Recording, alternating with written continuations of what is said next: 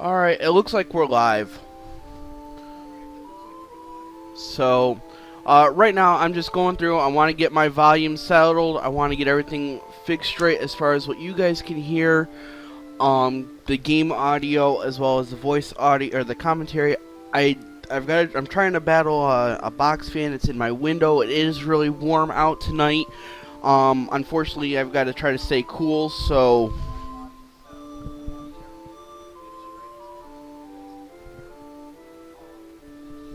Alright, it sounds like the audio commentary itself is fine. Um, I've got to be careful. I've got to watch it a little bit. I'll try not to push into the red. It seems I'm bordering on yellow at the moment. So, hopefully we can stay around in that area. You guys can hear me. Let's see what the game volume is.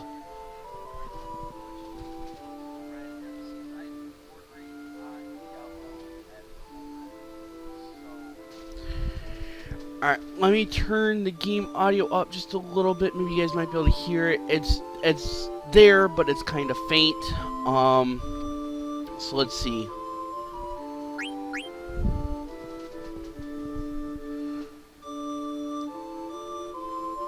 I'm doing this on two different computers, my recording computer and my laptop. So I've got to try to go back and forth. Just give me a second.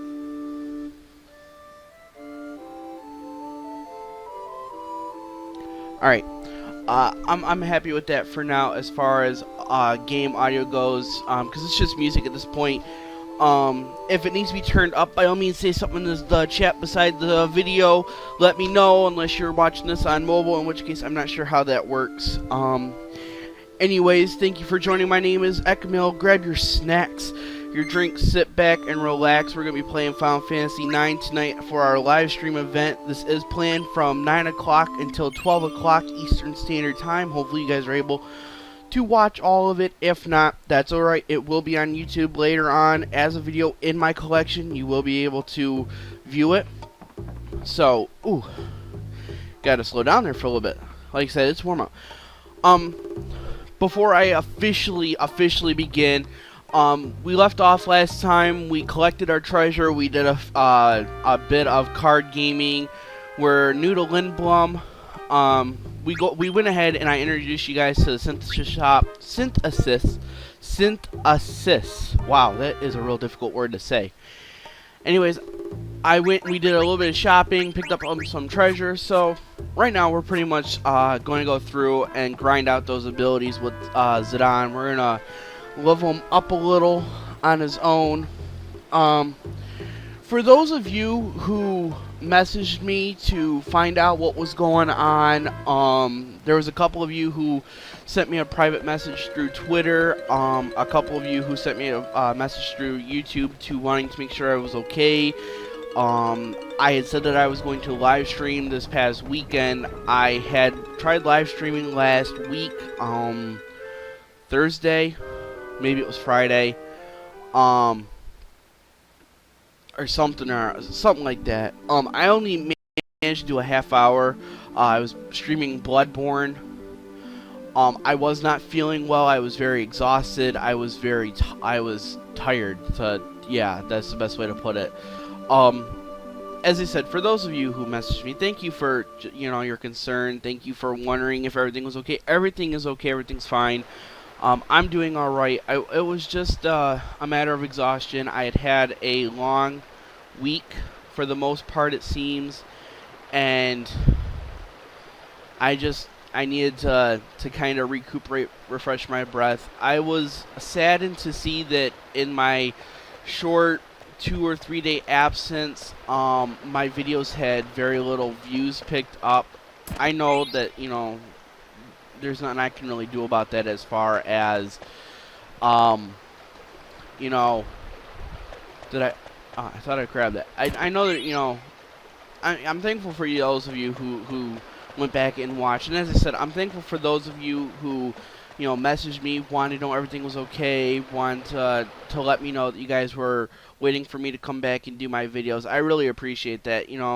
Granted, it was only a couple of you, the fact that there was a couple people who took time out of their day to say, hey, Echamil, are you okay? What's going on? We thought you were going to live stream. Are you all right? Are you continuing going to do it? You're not giving up, are you? We support you. Thanks for that. No, nothing was wrong. I was exhausted. I just was... I wasn't in the right frame of mind, unfortunately, to be able to do a live stream. Any events as far as this last week went, and this last weekend, and I really apologize about that. I really want to live stream for you guys. I really want to get the finish up Metal Gear Solid for you. I wanted to continue doing some Bloodborne for you guys. There just really isn't much I can say other than I'm sorry, and I hope you guys, you know, can understand. I am doing this as a hobby. I am getting started with this at the same time as all this. I am in between jobs at the moment. That's why I'm able to do live stream during the afternoon, or I was last week or 2 weeks ago, or, you know, and I'm able to do one at night until 12 o'clock at night for 3 hours. So there is that. I mean, where I live, it's a little tough. Jobs aren't very abundant, but I mean, hey, you know, it happens. It happens everywhere. I'm gonna try to be a little careful. I keep watching my volume pop over into red, and I'm a little concerned that portions of the, you know, of what I'm saying is gonna spike on your guys' speakers, and I hope it really doesn't. Like I said, I'm trying to be real careful about that as far as audio goes. But anyways, I did pick up a new game last week. I picked up Dying Light for the PS4. I know the game has been out for, you know, a month or so now, a couple months, and I know I'm a little late to it, but so far I'm enjoying it. It is in response to a couple of people or a couple of viewers who enjoyed the Bloodborne. Had messaged me. They wanted to know if I would be willing to do Dying Light, and I'm, you know, so far I'm enjoying it. It is a very tough game. There's a lot of jump scares, and nighttime play is horrendous. It really there isn't any way that I can fully describe it. For someone who is limited in as far as their horror games and their zombie games, that's not to say that I've not watched other people play them. I've watched people play State of Decay and Left 4 Dead and Dead Rising and Resident Evil games, and I've played a couple of Resident Evil games myself, and I'm really great when it comes to horror movies, but when it comes to jump scare games and games like Dead Island and Silent Hill and you know, Dying Light, those games are just, they wear on me real quickly. I don't have the constitution, but I still enforce myself to play them. That being said, for those who requested to see it on my channel, you guys are enjoying Bloodborne, you guys thought maybe I'd like to you know, do it. Oh, we pushed Dying, and here I can show you the new ability we get through Dying. Oh, I just got an error popped up, and I wasn't able to render the last few seconds at 30 frames. Hopefully the stream doesn't cut out. I was having technical difficulties last week. Hopefully that doesn't continue. I am still living at home with folks. I do share my internet connection with several people. My PS3 as well as my desktop are both hardwired directly to my internet router, but I'm also combating with 3 cell phones, 2 laptops, and a tablet. So internet just kind of gets there's gonna be moments, unfortunately, and I hope it doesn't happen during while I'm streaming for you guys and it doesn't cause much of a hassle I'm keeping check. I'm watching. I'm watching through the the live control room, to make sure. See, I've got to be careful because I wasn't paying attention. My HP's dropped down to 106. I got to be real careful at this point because with Zidane as the only party member, it's a quick game over if you're not watching it. And unfortunately, I'm divvying my attention between my game and the computer that I've got my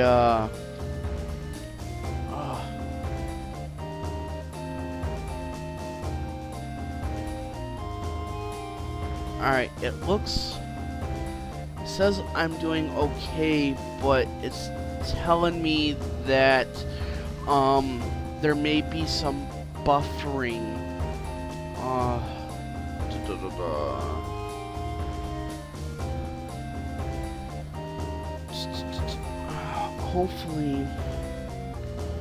Hopefully that works out. It says I'm okay for now.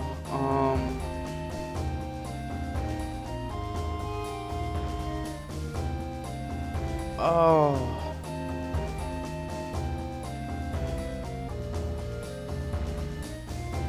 Alright, well,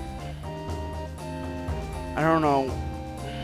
Like I said, right now, I'm trying to. I thought I was good. I thought I was okay and copacetic, but hopefully there's not too much of an issue as far as. I hope it doesn't keep buffering. Well, now it's telling me that my health is good. So we're gonna continue at it. Need be. I may need to turn my bit rate down. I hope not, but we'll see.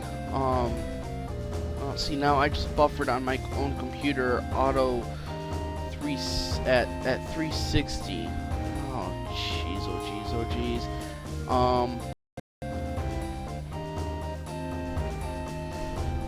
I don't know. It's telling one screen's telling me good, other screen's telling me not so much. So a little. I'll keep going, I suppose. Hopefully it shows up for you guys. It may be because it's just warm out. I don't know. But anyways, as I was saying, I did pick up Dying Light. I'm tempted. I want to stream that game. I want to show you guys my epic failures as far as that game goes. But I'm not 100%. I'm not completely. I don't want to say convinced. It's just, right now I've got a couple games I'd like to finish up. I'm planning a couple other games ahead, thinking what I'd like to play after this one. What I'd like to play for you know, as far as Bloodborne goes, I'd like to get that. I don't know. I've been talking to a few people in the community as far as Bloodborne goes. So we'll resume that. Unfortunately, that's gonna be a few days until we can resume that. Probably about Thursdays when I'll pick that one back up. There will not be a afternoon stream tomorrow, and there won't be an evening stream on Wednesday. But I do plan to do Final Fantasy IX tomorrow night. And oh, that's right. He puts me to sleep, not petrifies me. Why did I put the ability on petrify? I don't have to worry about being petrified. I just have to be worried about being put to sleep.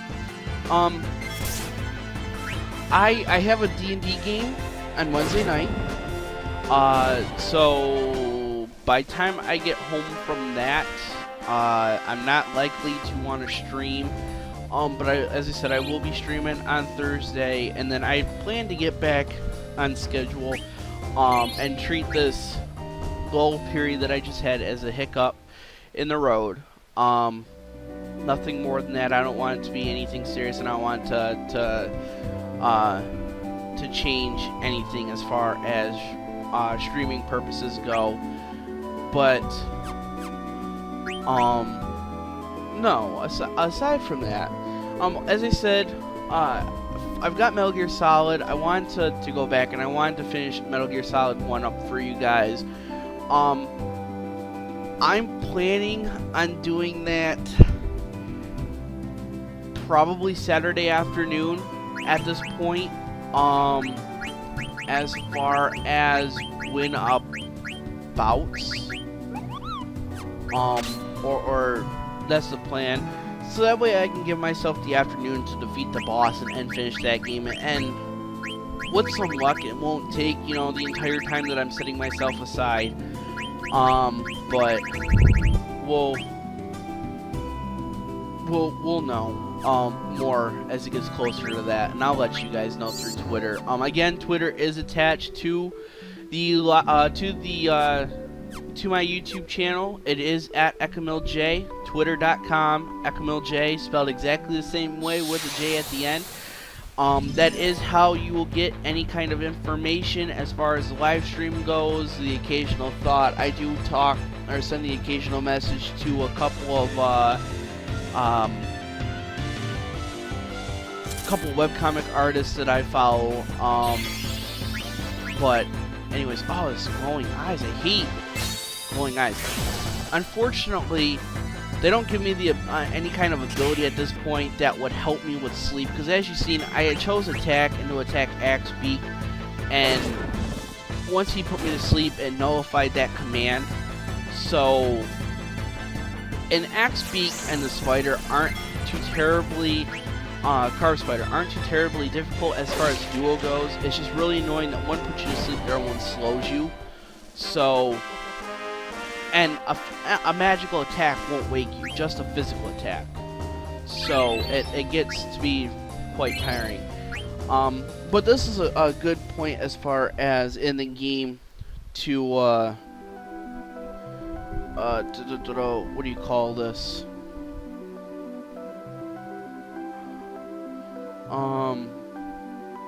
This is a good point to get Zidane's abilities, level him up, because we don't have to share the experience, and the majority of the monsters are giving us 2 AP at a time. Unfortunately, meaning we are, I want to go and equip. We are taking a bit as far as leveling our abilities up. We have quite a bit to go through. Mostly we want to take care of the ogre and the butterfly sword. Those are our 2 major ones. Particularly the ogre. That's our largest one that we want to. But at the same time, we want to get Zidane leveled up. The only way this next part is going to work the way that I'm wanting it to work, as far as the next portion, I'm going to do what's called the hunt. And if Zidane is the winner, he gets a gil. Now, I don't need the gil because I can always grind and farm for gil. Vivi wins, which it's highly unlikely. There is a way to force Vivi to win, but it's I didn't prepare for it. And then, anyways, last stream. Sorry, I'm getting confused. I'm getting distracted. I've got 3 different things going on. I've got my Twitter. I've got my phone picking up my Twitter. I've got my game. I've got the live stream. I'm watching it through my laptop. Keeping track of the audio, the video, wanting to make sure everything's okay and copacetic. Same time, I've got my recording system set up, and I'm watching my volume output as well as making sure that the program isn't having any troubles with the streaming. because like I said, it is warm, and unfortunately when computers get warm, they don't do as well. They perform at a lower I'm blanking on the word. That's how warm I am. My brain's like a computer, and the warmer it's getting, the dumber I'm getting. No, I'm just joking. Anyways. But no, this Festival of the Hunt, the character we named last time, our last stream, Freya, we want her to win, as far as the competition goes. And the only real trick to doing that is to making sure that Zidane stays at higher points than the other competitors, Lonnie and Vivi, because Freya will always, her points pretty much center around Zidane's, as far as her competition points go. The reason we want her to win is because we'll get an accessory called the Thunder Ring, which nullifies, or it either nullifies or it halves. I think it nullifies thunder damage, or electric, yeah, thunder damage, and that's a key point. Depending on later on, the point being is that a little bit further on, we'll come to a dungeon with a ladder up into a new area. And an area that's only accessible by going through the well, let's call it exit B of the dungeon. That area allows me to face what's called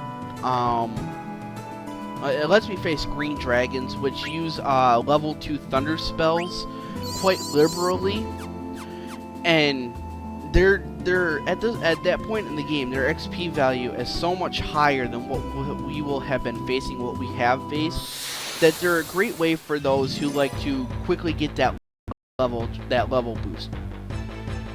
The trade-off is good, but the reward versus risk is astronomical in my opinion.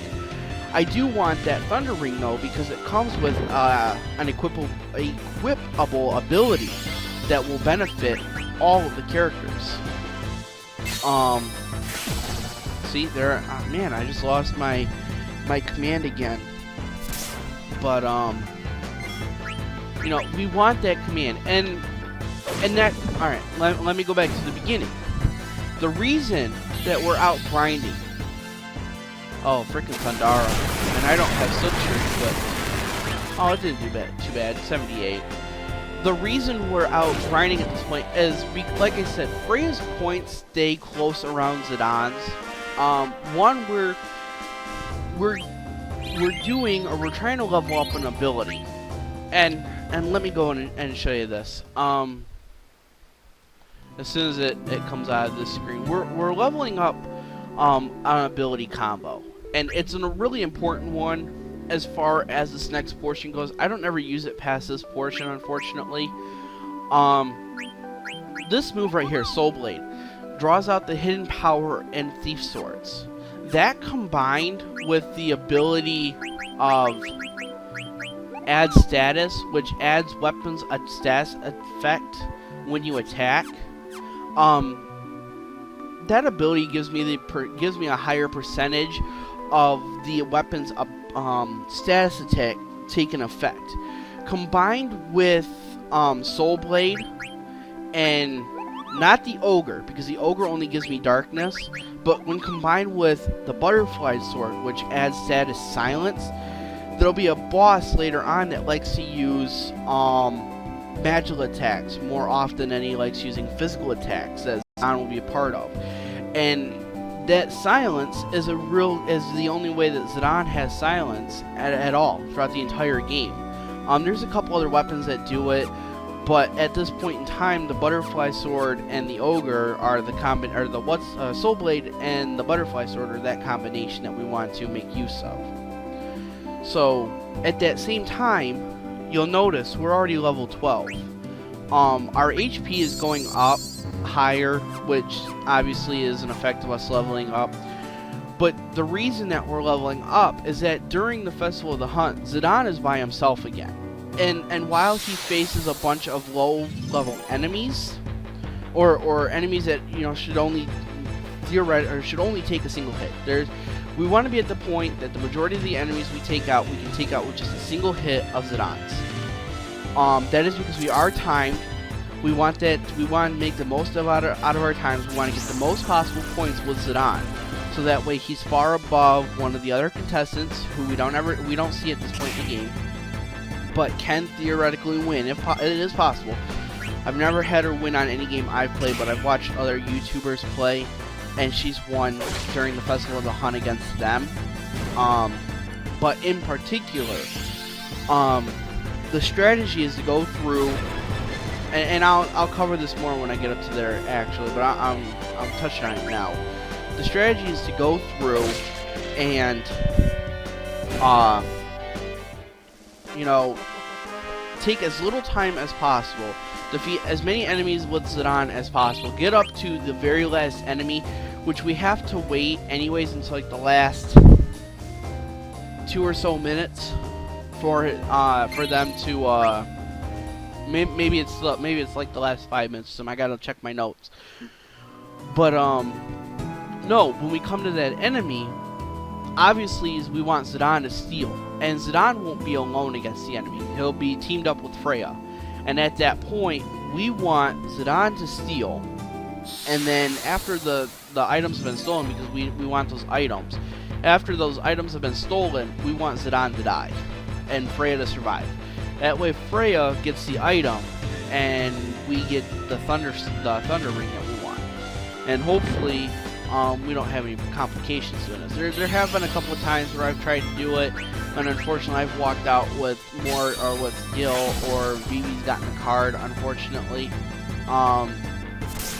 It happens. We do want the ring. We can get the ring later on, but the ring now would be more beneficial to us.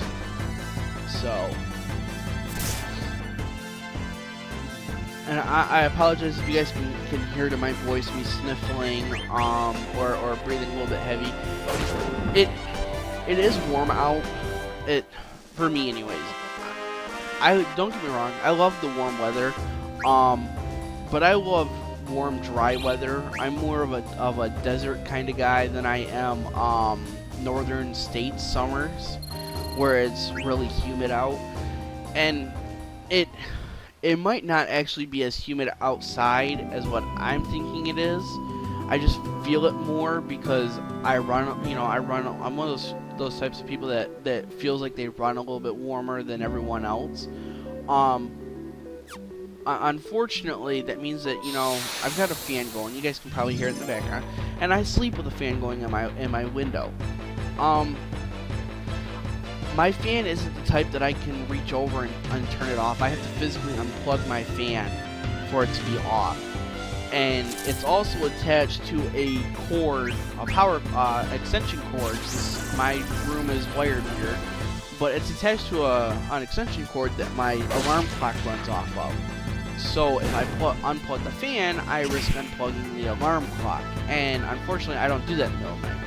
So when it starts getting a little cooler out and the fan is still going and it's cooling down outside and getting a little cool in the bedroom, unfortunately I'm sleeping with the cool air coming in. And long story short, I've got a tickle at the back of the throat. So, but that's just because, and some of that could just be because it's dry inside where I live, as opposed to being outside. And when it gets dry, it plays hell with me. But no, we did just learn an ability. Which one did we just learn? Probably one that we've doubled up on. Soul Blade, not yet. We've learned everything from the Feather Hat, which is good. Now we can take the headgear. We'll gain a couple points of defense, which we'll trade off for the spirit and the magic defense. We don't get anything out of Steepled Hat other than a point in strength, and that'll be good for later on as far as when I go into the festival. So right now we're gonna go ahead with the headgear. We're not gaining anything out of the glass armlet. We've learned those abilities. Bronze vest almost. But we don't have anything else that we learn out of it. and we learned Bird Killer and Steel Gill out of the Yellow Scarf. So at this point, there just really is the only thing that we're waiting on is Jelly through the Bronze Vest, Undead Killer through the Headgear, which we're more waiting on the Soul Blade. We need 14 more points to go for that. So depending on if every battle gives me 2, 7 more battles, and then we can move on. There wasn't anything that I missed as far as treasures go, other than a couple of things in the castle that we can pick up when we're actually inside the castle. Aside from that,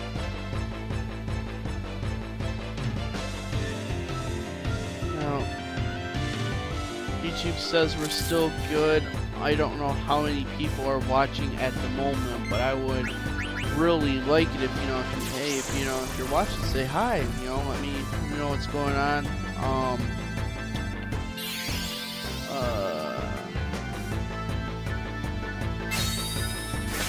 Doesn't seem we haven't had any errors in the last 20 minutes, so we could be good as far as at getting finished out. As far as the buffering problem goes, but yeah, if you're watching this, say hey, let me know, drop a line, just say, drop a comment that says, hey, you're watching this at the moment. But as I said, goal is we're gonna play this till about 12 o'clock Eastern Standard Time. I apologize if I'm getting monotonous in talking. Right now I don't have anyone who's communicating with me. There's no one saying anything. Twitter hasn't buzzed in probably about 15 minutes, and I haven't got any messages out of that. So right now I'm just kind of talking to talk and grinding out the abilities. But if someone, for those who pop in and want to say something and strike up a conversation, hey, by all means, lets me know that you guys are there. But yeah, if you have questions, ask. If you just want to say, hey, Echamil, I'm here. I'm just watching your stuff. Or if you're just so much just chilling and listen to this in the background while you do your work. I know some schools are still doing are wrapping up their finals. Some of them. I don't know how many are still in session at this point. How many are between semesters. But if you're in if you're in the other parts of the world and it's sometime well past midnight, say, hey, I'm still up and I'm just watching you because you seemed interested. But anyways, the goal is tonight to get well out of Lindblom. I don't know as far as to the next dungeon because there is a portion coming up that is just, it can either be really short or it can take forever, and hopefully it doesn't take forever because it's very beneficial to later on in the game and the rest of the game as far as I'm concerned. But sometimes it's one of those things in a game where you're either like really looking forward to it, or you're like, oh, this is just putting me to sleep. Hopefully I'm not doing that to you guys. Hopefully I'm not putting you guys to sleep. We are playing Final Fantasy IX tonight because this is a relaxing game. This is a game to sit back, chill, eat your snacks, drink, have some popcorn, so on and so forth. Or, if you're one of those health conscious people, you might be listening to this on your MP3 player or through your iPod, your tablet while you're on the treadmill or the elliptical. Great. I know I do have one viewer that does that. He does in fact walk the treadmill while I live stream. And ellipticals as well, and sometimes he'll be lifting weights or something. However he does his workout routine. I think that's great. It gives you guys something to listen to, even if you guys aren't directly watching it. But yeah. So, and don't get me wrong, I'm not trying to force any kind of lifestyle on you guys.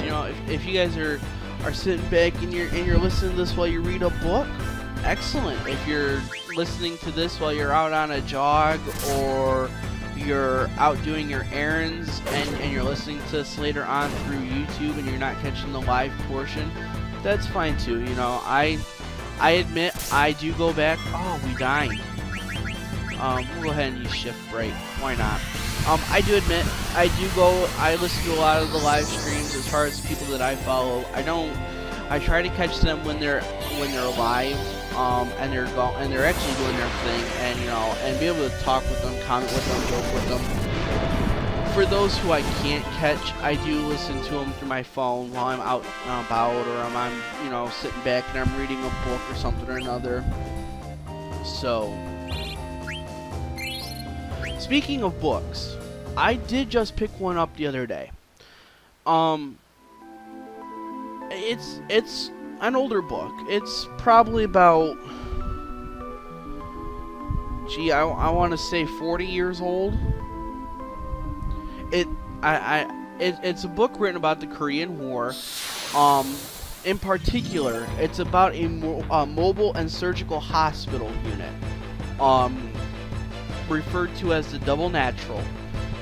It talks about, or it tells the story of a group of chest cutters or chest surgeons, meatball surgeons who just tried to survive the Korean War, with their sanity intact. And it's a good book.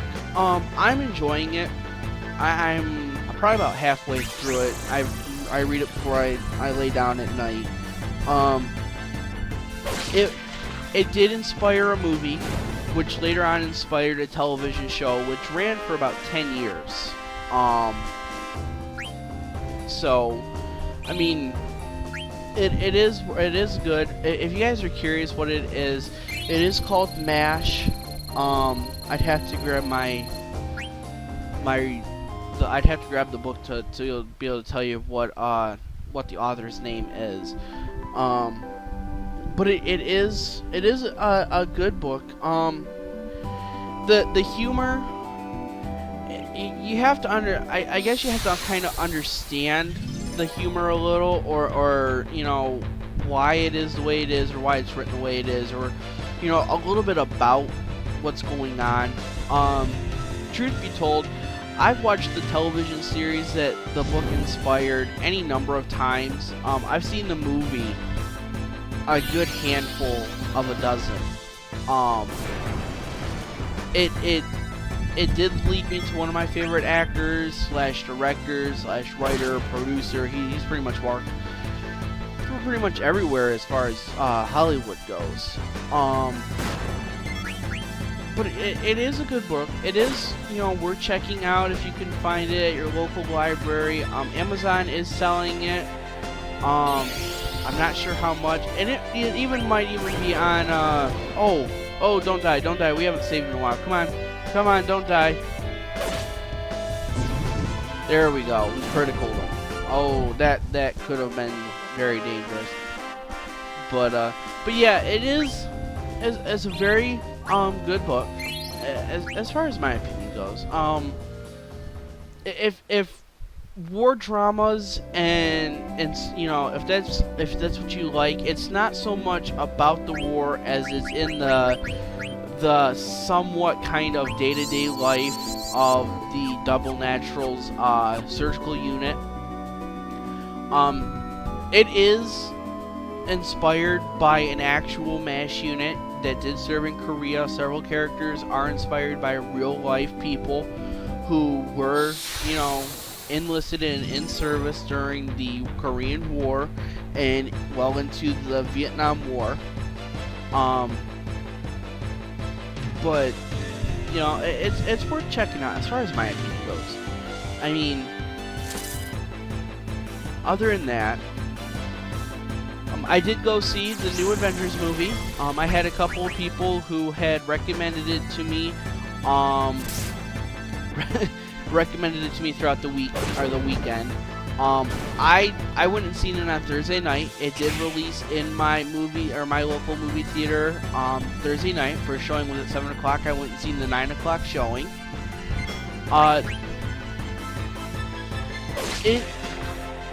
It was worth it. I don't want to spoil anything for those of you who haven't gotten a chance to go and see it yet. It doesn't stay completely true to any source material, but I've never known anything that Joss Whedon has worked on to completely stay true to any source material, for that matter. That isn't to say that it isn't a good movie. It is a good movie. It's got its merits, it's got its moments and its points, and it's worth checking, going and watch. If you've got a weekday afternoon or a weekend afternoon to go watch it, by all means go catch it. I recommend it. I'd give it probably about a 7 out of 10. But again, I don't want to spoil anything, and this is all pretty much my opinion about it. I have seen all the other Marvel movies. I'm a little sad to say that there hasn't been another Hulk movie since the Hulk, or the Incredible Hulk with Ed Norton, which is kind of it's kind of sad. I mean, granted, yes, okay. Let me put it this way. There is more material for Iron Man, Thor, Captain America, Hawkeye, the Black Widow, all the characters featured in the Avengers except Hulk. There is an extensive amount of source material to draw from. The Hulk, that being said, the Hulk does have, in itself quite a bit. There's just been difficulties, I guess. I'm not entirely sure what the full reason is. My main thing that I'm sad to say is that while all the people who have been in the Avengers, Chris Evans, I'm gonna start blanking on names. I had a list. This is one of the things I wanted to talk about. Okay. I'm not going to embarrass myself and try to remember all the actors' names, but, the people who, Chris Evans, I know, who played, Captain America. 2 movies, great, I wasn't a big fan of Winter Soldier, but, that was just me, but still, 2 movies. Robert Downey Jr., who played, Tony Stark, 3 Iron Man movies. Great.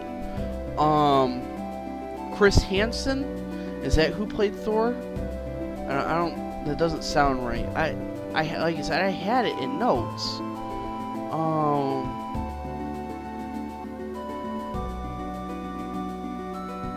I had it too. Is it Chris Hansen? I want to say it is. Chris Hemsworth. Who? I don't know where I'm getting Hansen from. I need to look up, see who Chris Hansen is. But anyways, Chris Hemsworth, there's been, what, 2 Thor movies already? But Mark Ruffalo is the one that played the Hulk in Avengers 1 and Avengers 2. Not in the Incredible Hulk, and not even in the poor in taste Hulk that was, what, 2004?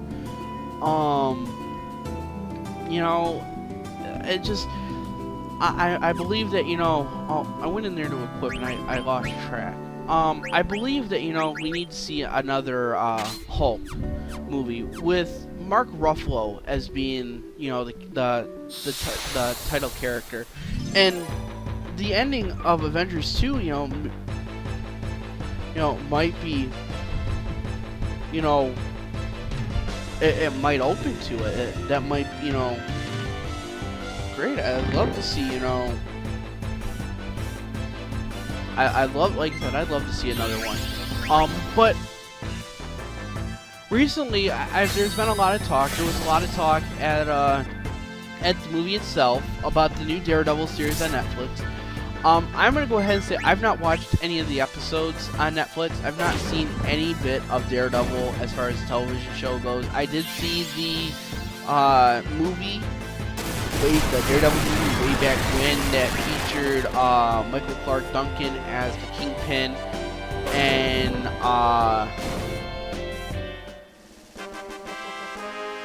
oh, I'm drawing a blank on what the guy's name is that played Murdoch. That's horrible.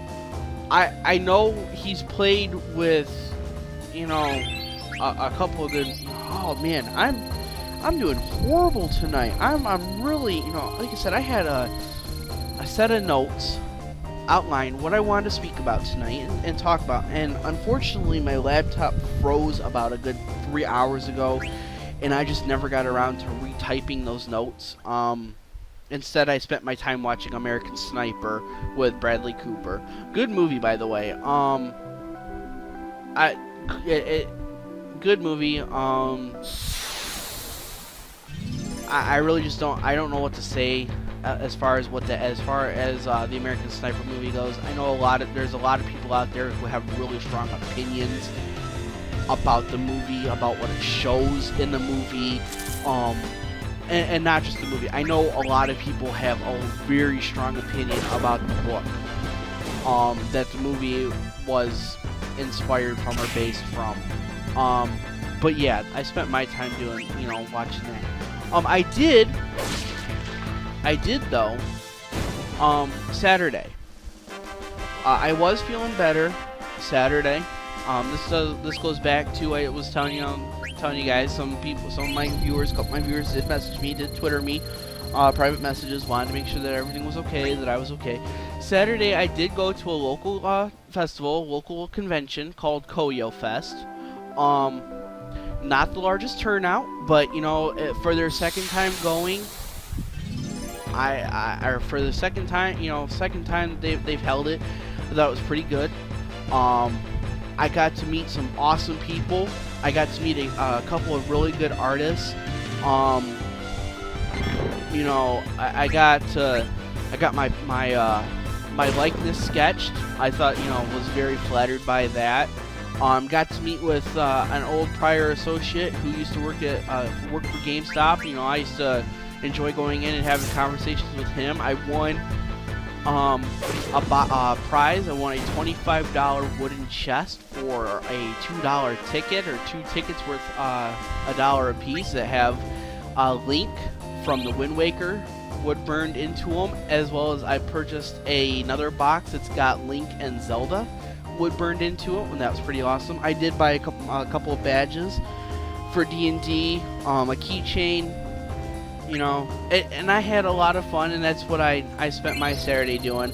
I did participate in a Mortal Kombat tournament, and got my butt just absolutely handed to me. We had a couple of great guys who showed up there. The guys who are hosting are a couple of amazing guys, in my opinion. You know, I go to their store quite often. If I've got the money to, I pick up my retro games through them. They are a retro game store. They are located in Flint, Michigan.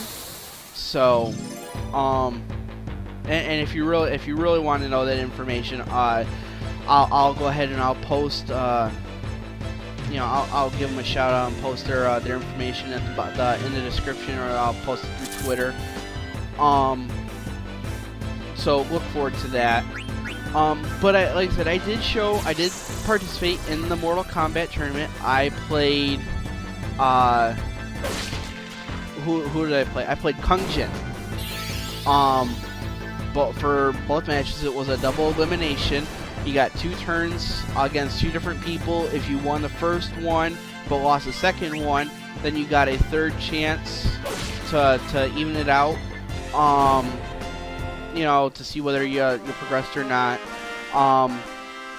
I did lose. Thankfully, I did not go up against a couple of master fighters, in my opinion. We had a gentleman there who fought with Kung Lao, and then turned around and fought with Liu Kang, and absolutely amazing guy. You know, wonderful fighter. This guy's put in a lot of time and effort, and I wish I would have gotten his information. If he does YouTube or Twitch, I could have, you know, passed it along to you guys. On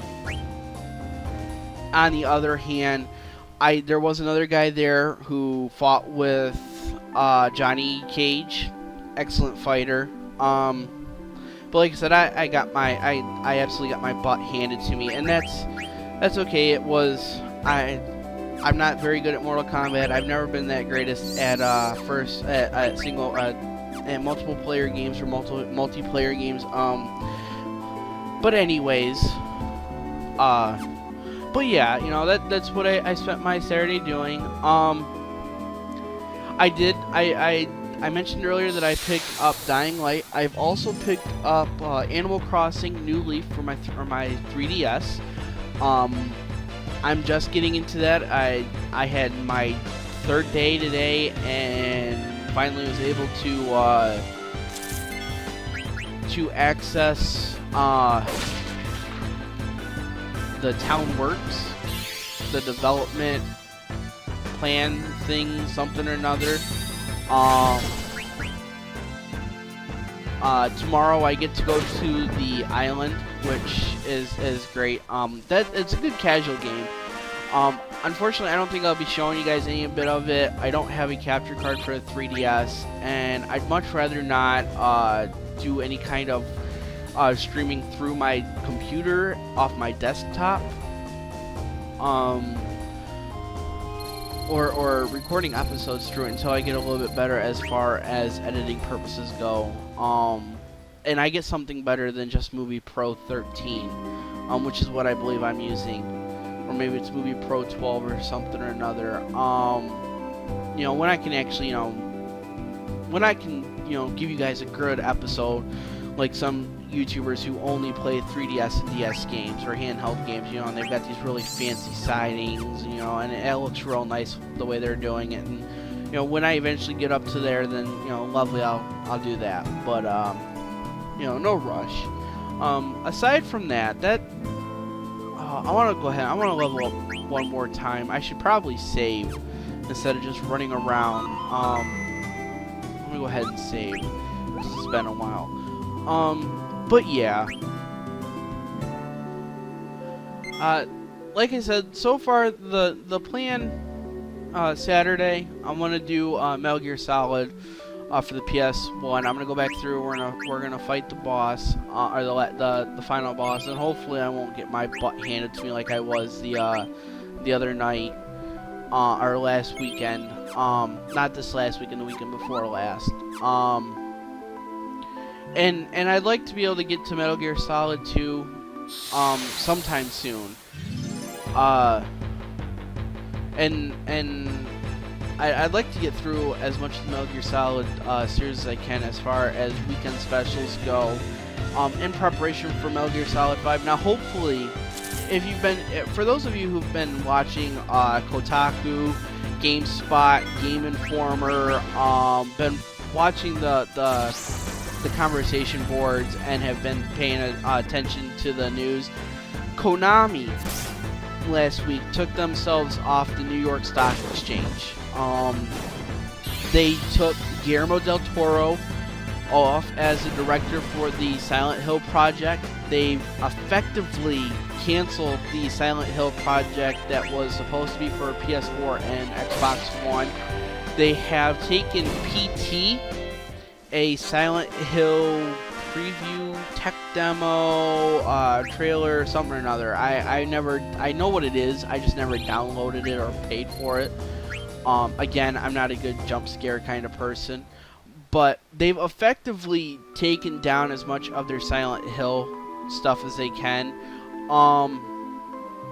That being said, a lot of people, as far as not just me, a lot of people that go to my local GameStop, as far as what I've heard, keep going in. They keep questioning whether or not there's going to be a Metal Gear Solid 5.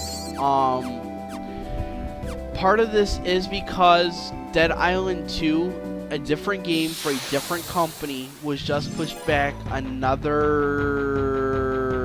several months. It's pushed back until the end of next year, in 2016, as far as the release date goes. Oh, we're not facing two of these guys at the same time. I'm going to go ahead and escape. In fact, I'll go ahead and do flee. Yeah, especially since one's already growing. I don't want to...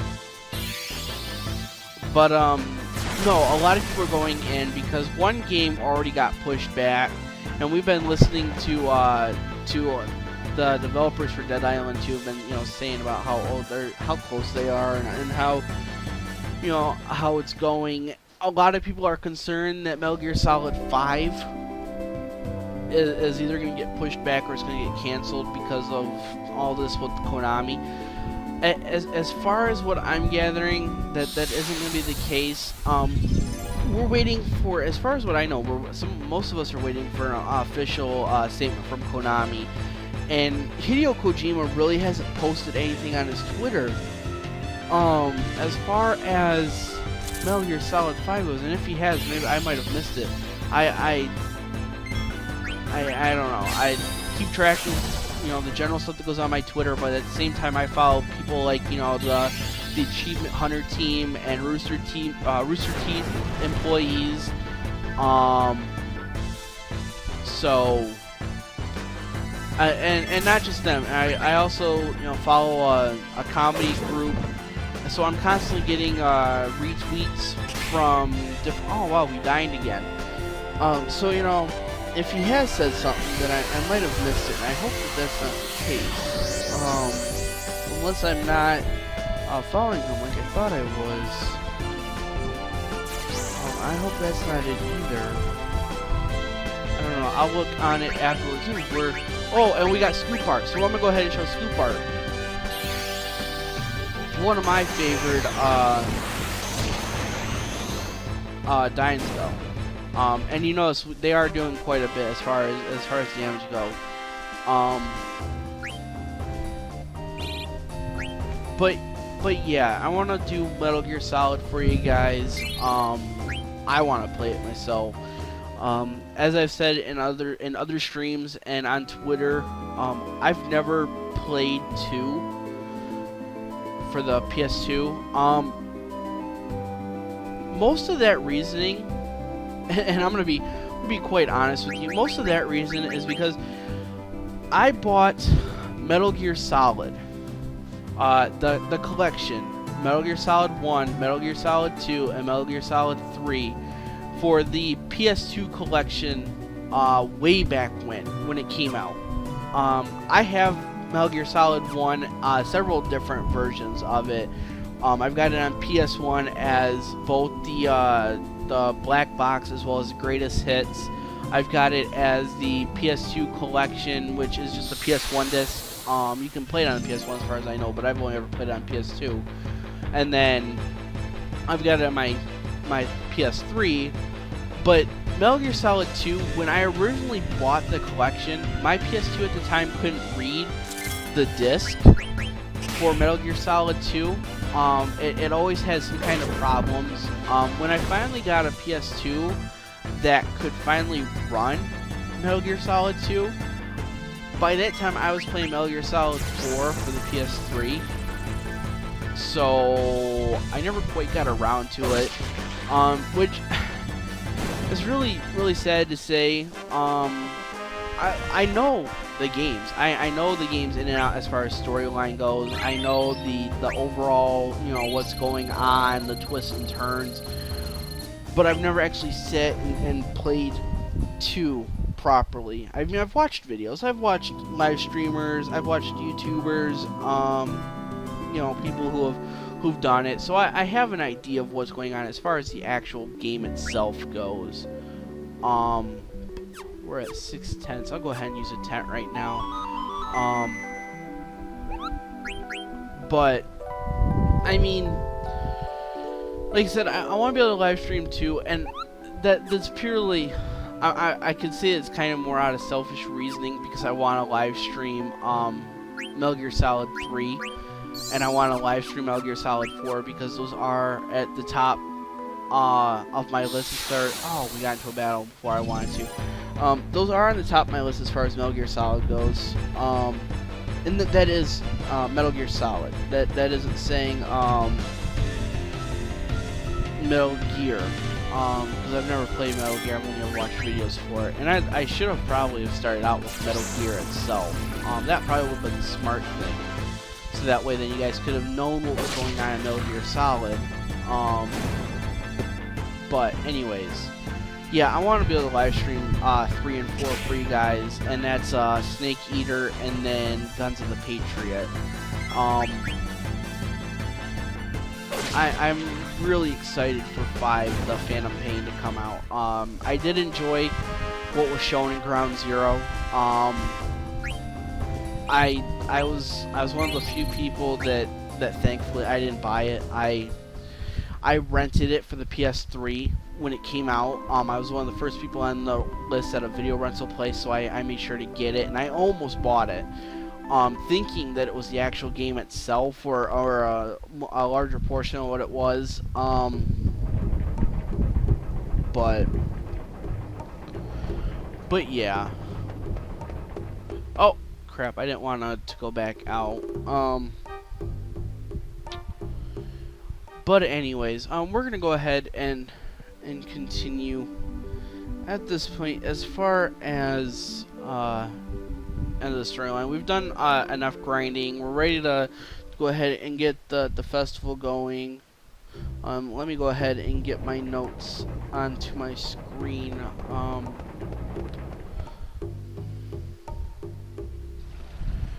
Oh, let me ask this.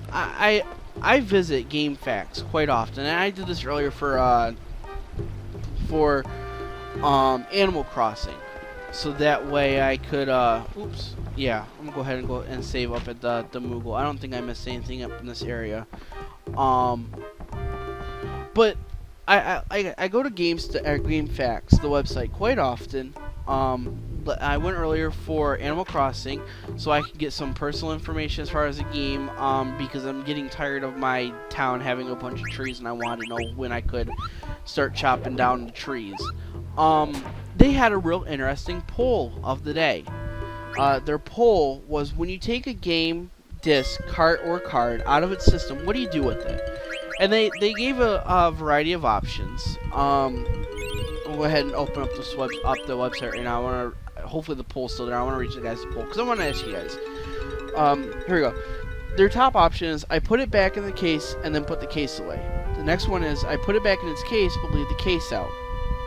I put it near or in its case to put up or play later. I put it on top of or near the console. I have a pile there.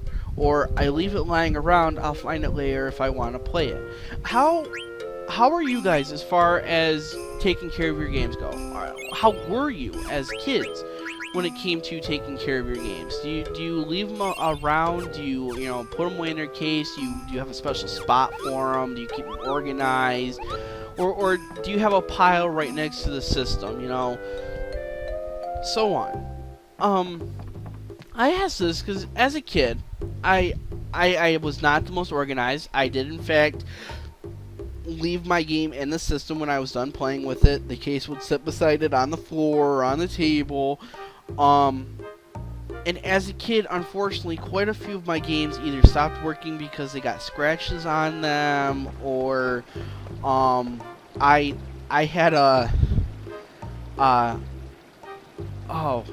wasn't a Game Shark for the PS1. A code breaker, I don't think it was a genie. I don't remember what what it was called exactly.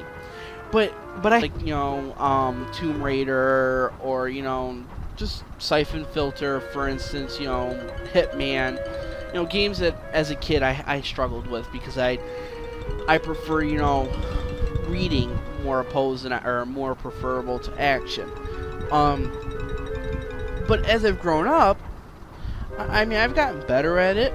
I keep my games on a shelf, somewhat organized. I mean, I've got my PS4, and you guys have seen this. It's I've got it as a banner head for both my Twitter and my my YouTube channel. You guys have seen a portion of it. I do have I do have a small stack next to my PS4. It's got my PS4 games. It also has, unfortunately, one PS3 game, the Metal Gear Solid Collection, because I have ran out of room on my shelf for an additional game. But yeah, you know, I keep track of things. I put everything back the way you know, I don't leave. I do leave my games in the system if I plan to come back and play them, but yeah, I mean, how do you guys treat your games? What do you do with them? Are you guys, like, you know, really organized? Do you have a place for everything? You know, so on and so forth. So yeah, you know, let me know. But anyways, I'm just looking through my notes right now, making sure that I collected everything. I kept a check mark next to the ones I've collected. I've got the yeah, I got that all in the industrial. I got all of that in theater. Let me double check. The autograph and the Moogle suit and the mini Burmecia. Yes, okay.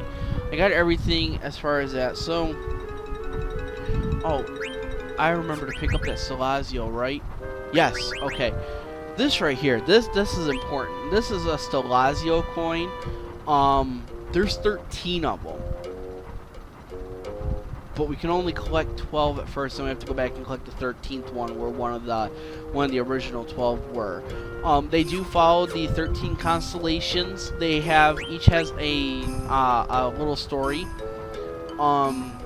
If read in order, they make a lot of sense. But if you turn them in as you get them, or when you get up to that point and you turn them all in, unless you turn them in all at once, which is not as beneficial as turning them in when you can. Anyways, they do have a story, and it is worth, you know, it is a little interesting. It's a tale and tragedy of the constellations.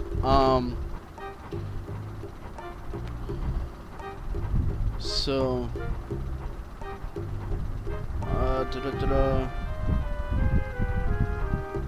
let me see. I should have Bandit already. As far as an ability goes, I want to make sure I have everything. Yes, I do have Bandit. Steel Gill. I do have what's equipped. The Butterfly Sword's equipped. I do know Soul Blade. That's good. That we're getting prepared, because we're coming up to a point where, like I said, the Festival of the Hunt.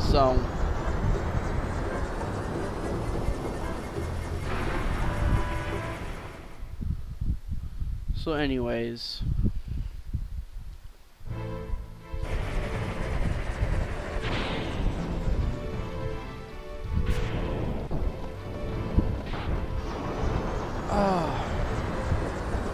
sorry about that. Just stretching a little. It has been an oddly slow day. A warm day, mind you.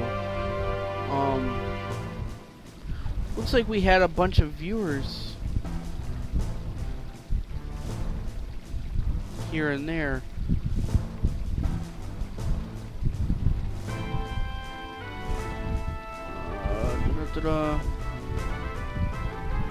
Conversation is so irrelevant. I'm not entirely sure which conversation you mean. I've had a couple. I've been talking straight out. I'm sorry I didn't quite catch that as you posted it. I was looking through something else, but anyways, no, we're back in Lindblom Castle, because there really isn't much we can do at this point.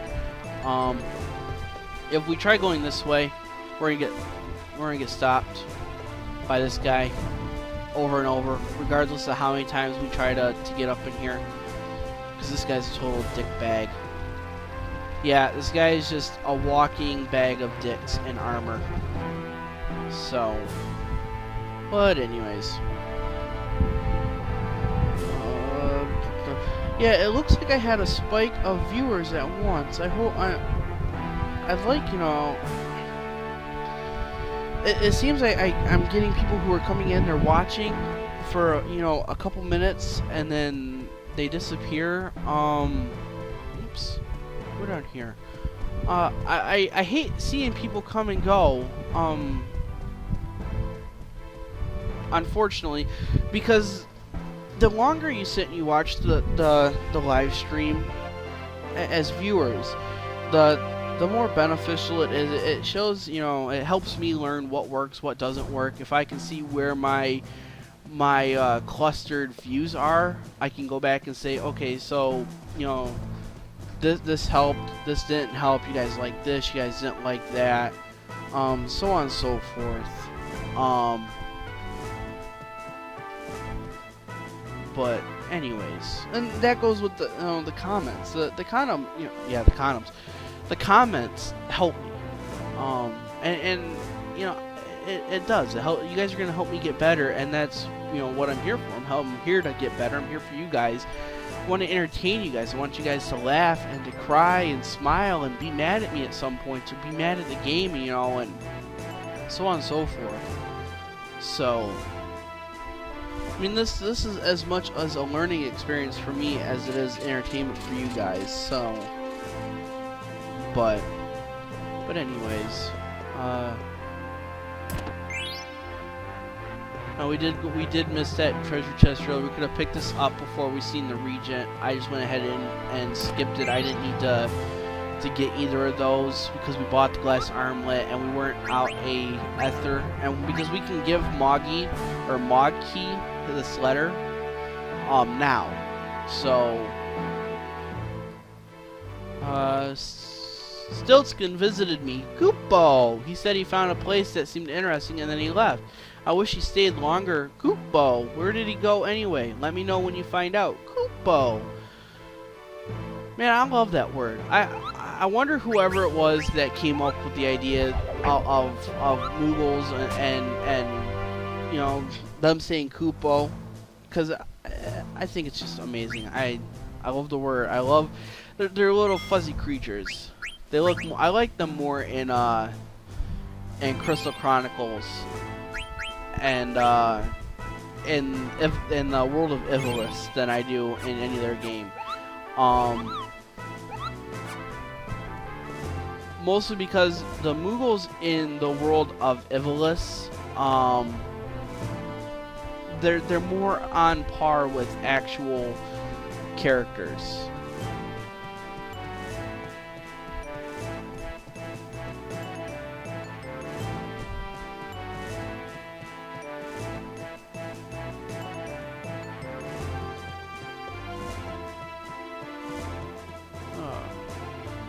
Now, as you see, we're restricted area. So what are we gonna do?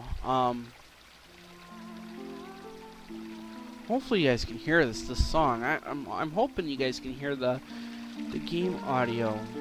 I want you guys to be able to hear it, just not over me. But oh shoot, I forgot what it was I was talking about. Oh, that sucks. I can't believe I forgot what I was just talking about there. This is gonna be real funny too, because I'll end up going back and watch this and be like, how could I forget that?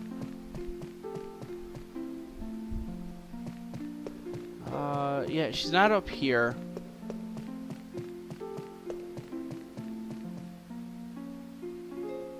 It said that she's upstairs, and the only way to get her upstairs, or to get upstairs, is this guy down here. He's a bag of dicks. He's blocking us. Anyways, now we can go up there. Oh, that's right. The Moogles of Ivalice. Yeah, the Moogles of Ivalice are more on par with other races. Bongas, Sikhs, Humes, Vera, and just other Final Fantasy games. They feel subservient. They don't feel quite as strong as far as characters. They kind of feel like they're just their afterthoughts. So I mean, in the world of Ivalice, and that's games like Final Fantasy Tactics, Final Fantasy Tactics Advance, Final Fantasy 12, Final Fantasy 12 Revenant Wings, and then Vanguard Stories by Square, which isn't technically a Final Fantasy game, but does take place kind of in the Ivalice world. They're more okay.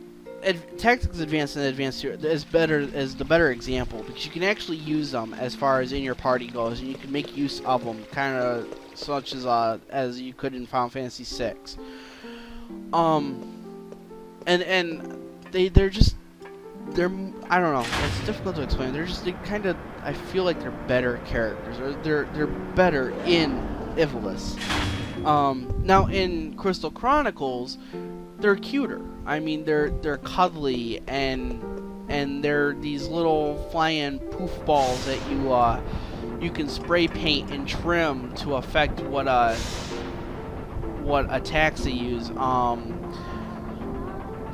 Magic attacks. If you spray paint it red, it uses fire. If you spray paint it blue, it uses thunder. If you spray paint it green, it uses, or if you spray paint it blue, it uses blizzard. If you spray paint it green, it uses thunder. And then if you left it clear, it cured you or something or another like that. I haven't played the game in a while. I might load that up sometime, as if I can figure out how to live stream that for you guys, so I could play it, because I like that game. I enjoy Crystal Chronicles.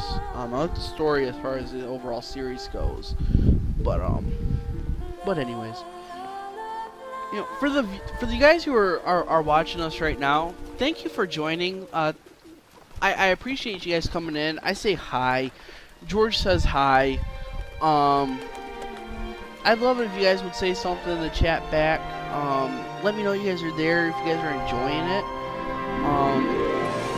That being said, if you do enjoy the live stream, if you guys are watching this, you guys aren't catching it live, you guys are watching this after it's been published to YouTube, because this is done live on YouTube.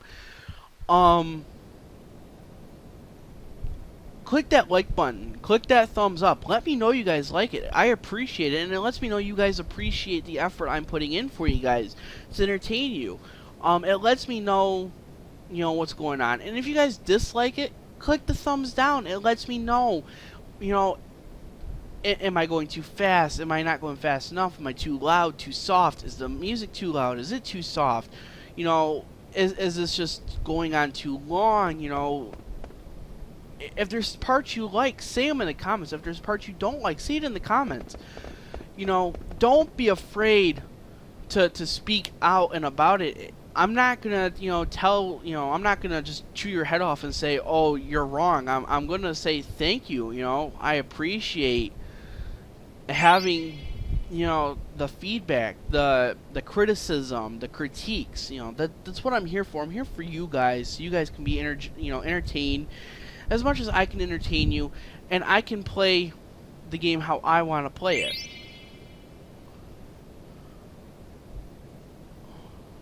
But I mean,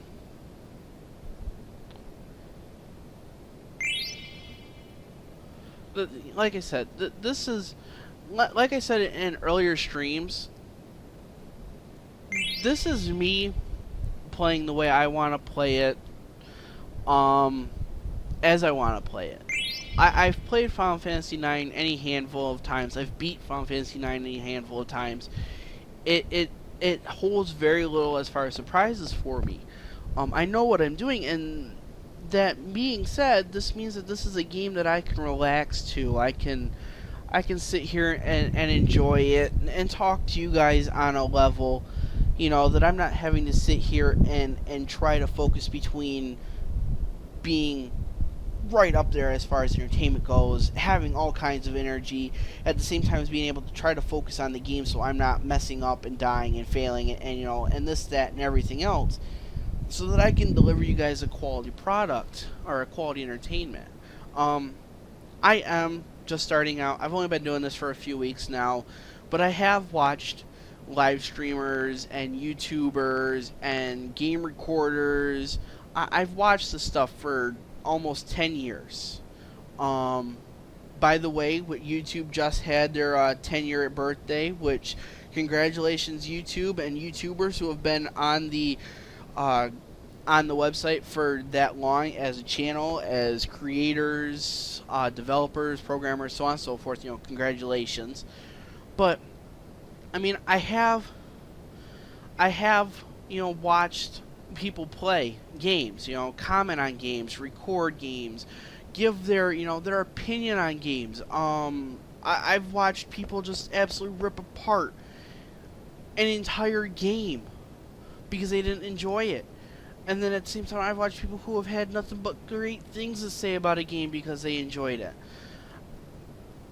I've been watching this stuff for so long that I finally just got to where I was like, I want to do this. Video games are they are who I am. Video games define me as a person. I love playing video games. It's very rare to see me without a handheld. Either my PS Vita or my DS is in my pocket and I'm playing it. I even as a kid when I stayed home sick from school and my parents would be like, "Well, you're sick. You can't do anything. You need to be sleeping in bed, resting." Blah blah blah blah blah. I'm a parent. You're gonna do what I say, kind of thing. I still managed to play my video games. I I remember I was probably about 12, well, maybe about 11 years old, maybe 10. I think yeah, I think 10. Before I moved out west my very first time, I stayed home sick from school one day, and I mean, I technically speaking, I wasn't old enough to watch myself, but my parents trust me enough to be able to watch myself, so it was good. And my stepfather at the time was home and watched me. I played Alundra 2 for the PS1, and got halfway through the game on my day sick that I should have been at home sleeping in bed resting. And I did it as a lot as a kid. If I stayed home from school, I couldn't lay there in bed and sleep and rest. I was up playing my video games. It used to bug me when I couldn't play a video game. Key example. One of my favorite memories. Again, when I was 10 years old, I had an Atomic Purple Game Boy Color. Loved it. I went to school with that thing every day. I played with it on the playground. I used to sit against the wall and play it. I had Pokemon Crystal from Nintendo, and I loved playing that game. I at the time I had a babysitter. My mom had to work, early at morning, so we would go over to the babysitter's early morning, probably about 5:30, 6 o'clock. Didn't have to be at school until 8 o'clock in the morning, 7:30, 8 o'clock in the morning. So we'd sleep for an hour or two, depending on what time we got there, and then be up to have breakfast and then on our way to school. Every morning about, I'd say maybe 6, when the babysitter was waking up herself and getting her daily stuff going on, like coffee and all that kind of stuff, she'd have the dining room light on, and it would shine just a little into the living room. I'd use that sucker to play my Game Boy Color and play Pokemon while trying to pretend like I was still asleep, because I was a kid. I thought that if they caught me awake earlier than what I thought I was supposed to be, I'd get in trouble playing my game. And I used to do that. I used to, days we had rainy days where we were gonna have recess inside back in elementary school, I used to sit there and play my game, and even when the teacher would take it away and says not to bring that stuff to school, and then give it back to me at the end of the day and tell me that I couldn't be bringing this to school, or that I'd have to call my parents and give it to the principal and yada yada yada, I still brought it. I still played it at school. I still had fun with it. But that still continues on even today. I mean, I don't go very far without my games. I mean, I carry my 3DS with me. I carry my PS Vita with me. I've got a little carrying case for my DS that is just full of games. I mean, full to the point where I need to buy a bigger case or something or another, because it comes with 6 little pouches, and I've got 3 games to a pouch at some of them. I mean, so I'm always carrying stuff around with me, and not just my DS. I've got games on my phone. I've got Final Fantasy 1 on my Android smartphone, and I've got other RPGs that are free to play or that I've paid for to play. I mean, long story short, video games are who I am. They are what I want to do with my life. They are what I want to, they've helped me decide who I am as a person. And that can be both good and bad to say. But it's like everything else. You've got people who let sports dictate who they are. Let sports dictate who they are, who they're going to be, how they raise their kids, so on and so forth. But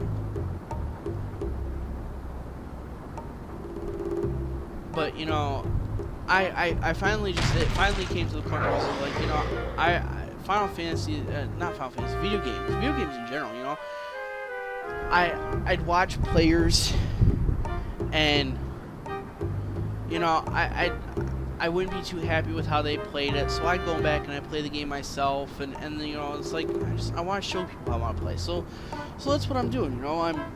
I'm recording, I'm streaming, I'm showing you guys how it is I want to play the game, how I normally play the game, how I do things, and at the same time entertain you guys, tell some jokes, be funny, maybe make a couple people mad here and there for to liven things up, and listen to them, give me a strong opinion about this or that, if I can rile someone up with my game commentary, and so much so that they have to give me a strong opinion or put me on blast on my Twitter and tell me that I am wrong, or as long as they're not just doing it, and those people, the people that go and start swearing in their comments, and being real derogative and just very typically mean.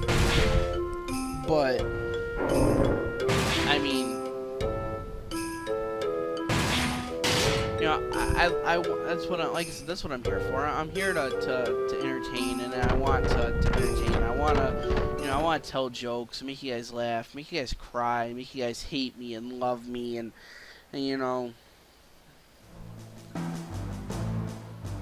too long didn't read, and long story short, you guys posting comments, posting likes, telling me on Twitter that you guys like this, you guys didn't like this part, you guys like that part, love that part, hate that part, so on and so forth. I mean, that just it helps. It'll help me get better. It'll help me, it will help me play the game in a way that you guys can be, you guys can enjoy it. So, anyways, we're now up to the Festival of the Hunt. This is the part that I was talking about earlier. We do have the basics of it. Excuse me. The basics of it is that we have a 12-minute time limit. Houses and residents cannot be entered. The highest point total wins the festival and prizes. We don't get any A-tier experience or drops for this whatsoever. So fighting alone doesn't net me any of the alone experience or APs, which is fine because they run up the time. And the time limit runs continuously, except when the game is paused. So there's nothing I can do about it. I can't enter my player screen and use items and so on and so forth, and the timer stay, or stop. All I can do is just physically pause the game, and they'll stop it. But why would I pause it while I'm streaming? Anyways, only one person can win. And losing a battle, getting knocked out, means that I automatically lose. Unfortunately, when I automatically lose, the game goes through a random set of checks to determine who won. So not always will the winning factor be the way that I want it to, until the very end. Again, if Vivi wins, he wants a card. He'll get the theater ship card. which is great. That's an awesome card to get. That's a rare card to get. But we can get that later on. If Freya wins, she'll get a item or accessory, and she gets the coral ring if she wins. And then Zidane just has to go for Gil all the way. And we don't want that Gil. Well, we want it. We just don't need it because I can get it later on. But anyways, the conditions, according to my notes, and according to some people that I've talked to on the forums, the communities, the ones that are still active, because this game is 15 years old, it still does have a following.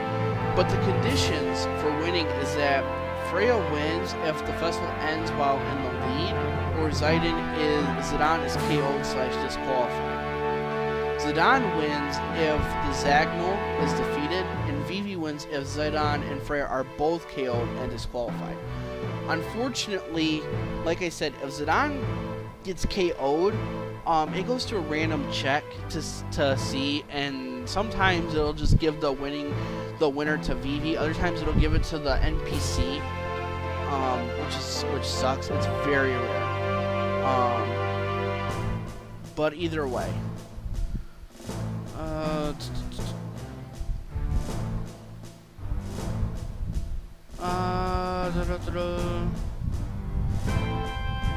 So let me go. Here's all right. Sorry, I was consulting my notes, looking at my Twitter, looking at the YouTube, the YouTube stream. I'm checking out. It seems I've had a single viewer the entire time. That's great. I'm hoping it's not saying that I'm the viewer, because that sucks. But it says that the average view time is only a minute and a half. I really wish you guys would stay. That helps. Anyways, so at this point, I can leave the butterfly sword equipped.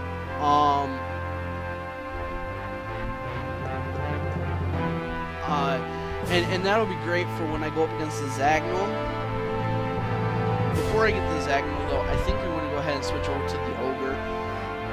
And just to be safe, I'm going to go ahead and have the abilities Beast Killer and Bird Killer equipped, just to ensure that there is no risk of not doing a single hit. Because while level 15 Zidane should be well strong enough to be able to do so, it would kind of suck if I have to hit a couple times. And at the same time as all this, I need to be keeping an eye as far as my health goes, and hopefully don't get pushed over into dying,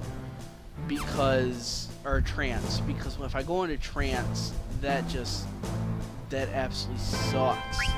It takes up time. We don't want that. So I'm gonna go ahead and we're gonna switch over to the Ogre. We're gonna take that strength with. And in fact, actually, I'm gonna go ahead and do at the same time. Well, I want to equip. Yeah, we want that point of strength. For now, anyways. And then I'm gonna go ahead and equip Bird Killer and Beast Killer. And that should help. In fact, actually, right now we're gonna go ahead and save. Because if Freya doesn't win, I'm going to be so livid. I'm going to have to go back and redo this. And wow, it's only 12 minutes. 12 minutes is...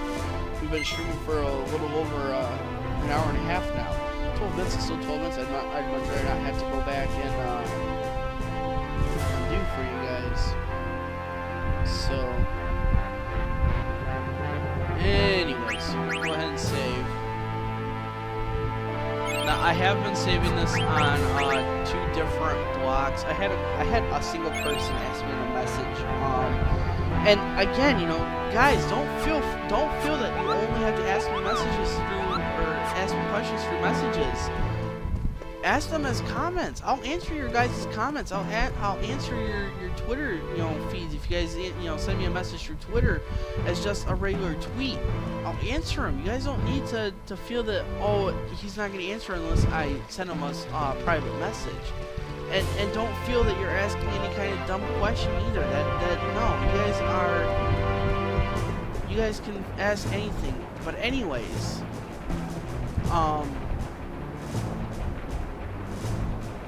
shoot, I was just going into what it was that they asked me about, and it just blinked because I was going into that.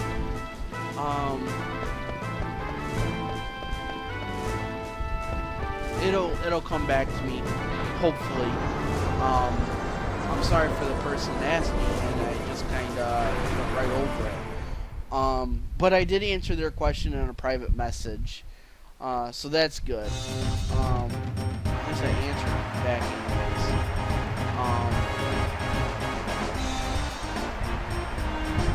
No, I'm trying to remember, and I don't want to have to go back through my messages to find them. Find what they asked me. So, anyways. But yeah, come on, post questions, post comments, let me answer them for you. Have conversations with me. You guys are watching. It's, if you guys like it, click that like button. Follow me on Twitter. Twitter is connected to the YouTube page. It is at Echamil J. Same as my YouTube with a J at the end. I do tweet quite often. I post when I'm going to live stream. I give you guys a countdown so you guys know.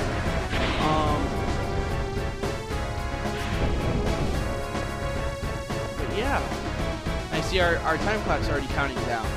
So, oh shoot, I didn't want to go back. Oh, see, that's the problem. We want to, every moment counts up until we get to the Zagnol, in particular. And unfortunately, the Zagnol only opens up after so much time has gone through. So,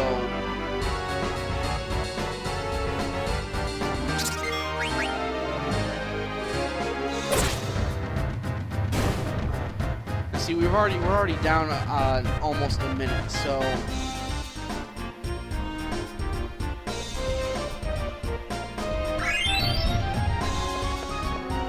Come on. There we go. So, now, it said at the top, Lonnie leads with 20 points. She's the one I was talking about. She's an NPC that we'll encounter later on in the game as a match and as an enemy.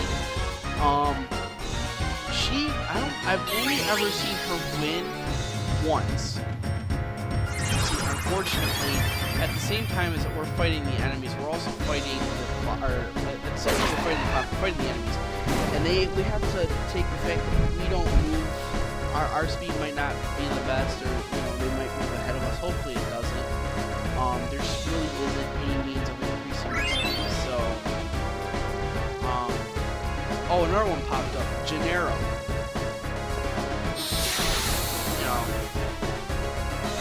That is funny because that is Gennaro of the Nero brothers, Gennaro, Venero, and Zanero, part of the Tantalus group. They did manage to make it back to Limbo. We just haven't encountered. Or to better put it, the brothers have the three brothers have made it back. The rest of the crew is still trying to get back just yet.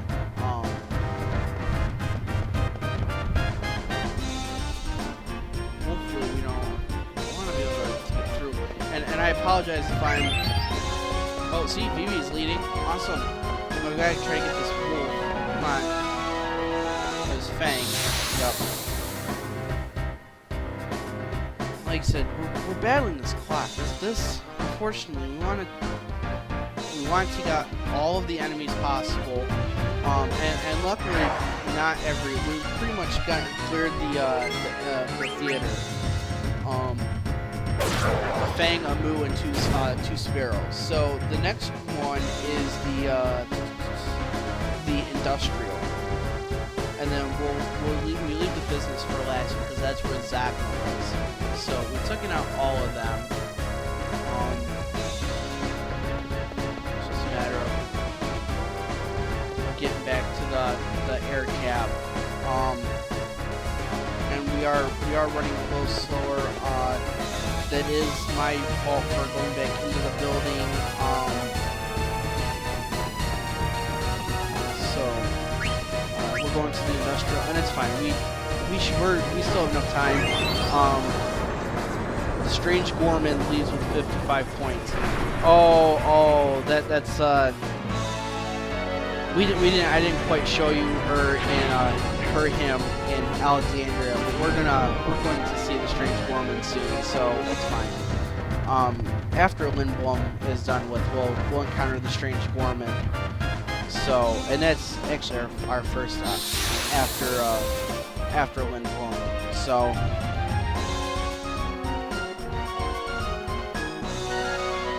Oh, see, unfortunately, like I said, the clock doesn't stop. You have these long intros. And then it kills us if his ATB starts at the very beginning. Now, we seem to be doing fine as far as hitting him all at once goes. I said earlier that I was going to switch over to the butterfly for Zagnol. I don't think I'm going to mess with any of my equipment as far as the Zagnol goes. Now, there's only 3 moves and a single Fang here in the Industrial, so we're already encountering one. We've already took care of the Fang. And we started our ATV at the very bottom. Damn! So, I want to hopefully get through this. Luckily, we're still at just underneath 7 minutes, so and the Zagnol doesn't show up until 4.5 minutes-ish.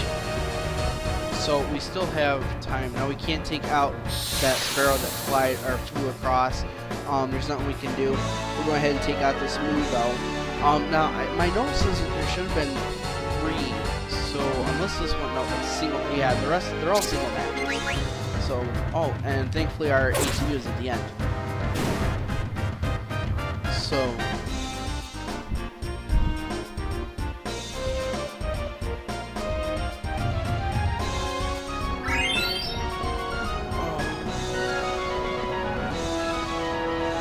Hopefully.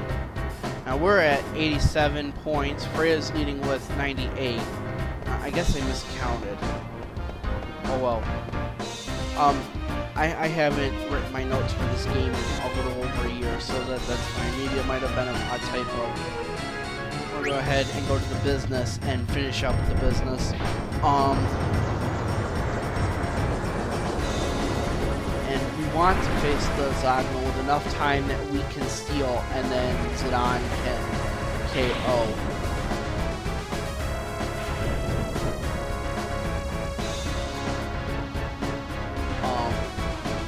And then, as far as Freya goes, because she's going to be in the battle with the Zagnol with us. Because she's going to be in the battle with the Zagnol with us, we're going to continue to have her jump. She cannot, as part of the mechanic, kill the Zagnol whatsoever. So, this stupid opening. And he started near the beginning. Thankfully, our HP hasn't gone down much, and we haven't missed a single attack. So, and the Zagnol's about to become open as far as fighting them goes. So,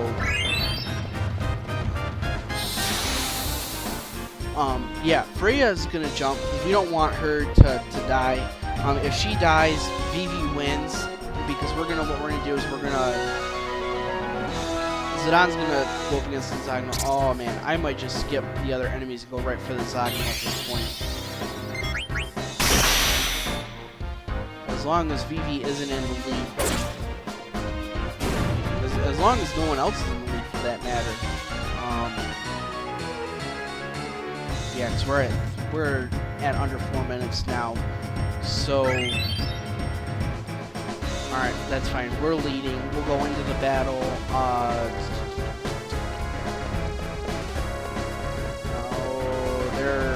They're up here. Right? Yeah. Yeah, the Zagnol's up here. There we go. There's the Zagnol.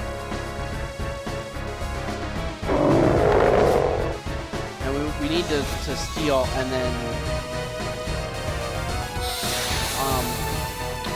we need to steal the items. He has mithril gloves and a needle fork, and the mithril gloves will be important for Freya, and the needle fork will be a equipment increase for the strange girl.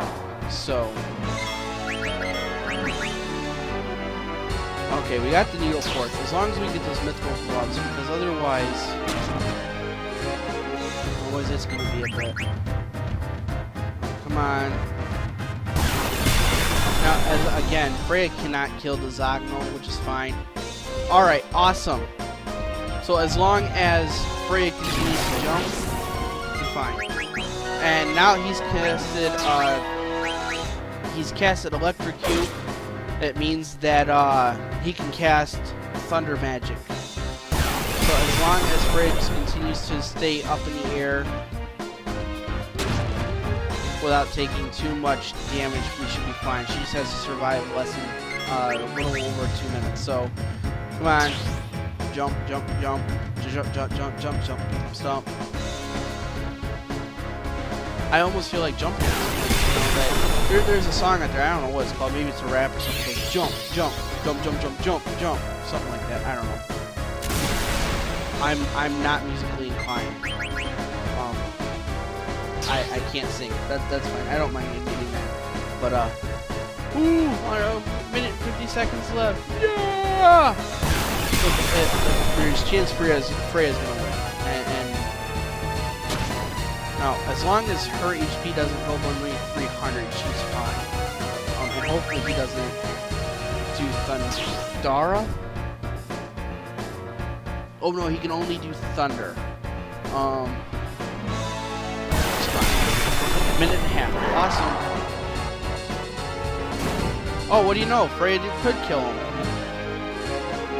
Oh, I guess that she can't kill him if Zidane is alive.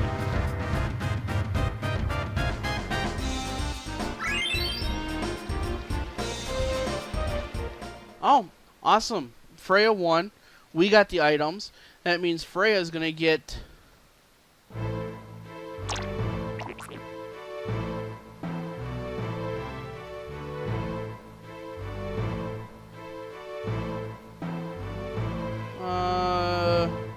oh yeah, okay. So she can. Alright, I just need to add that to my notes. Awesome.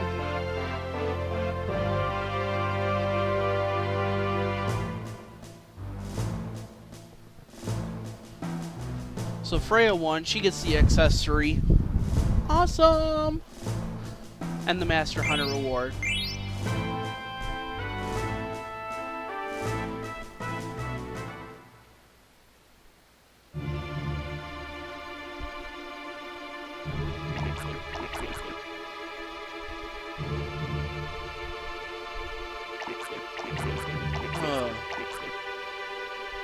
Now, if you remember, we viewed a gate earlier before the ice cave. I bought potions.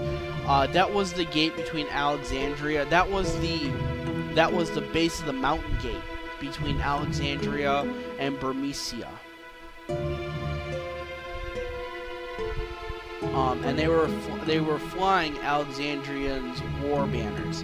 And now they just mentioned soldiers with pointy hats. So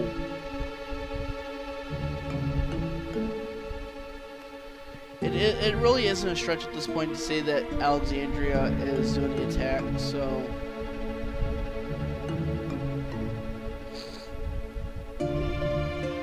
but anyways,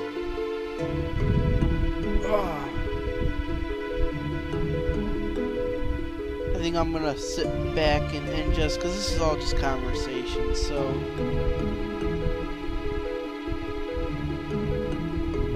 I really don't have much to say. For those of you who are viewing afterwards, it's going on 11 o'clock Eastern Standard Time. We are going up. We're approaching recording for 2 hours, or streaming for 2 hours. So, and the goal is to just to stream until 12. So,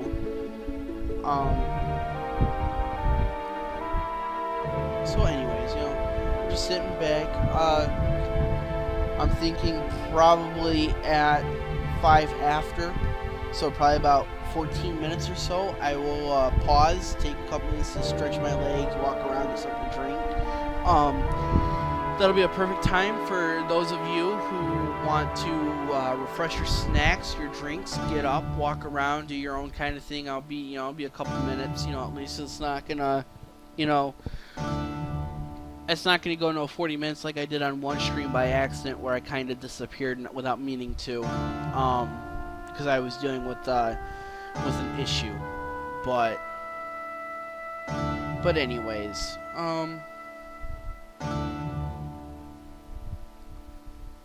so right now it says our health is good as far as streaming goes, which is great.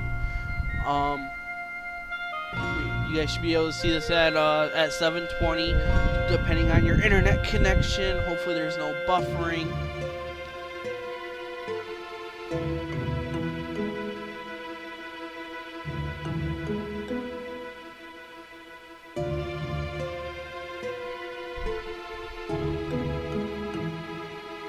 But yeah,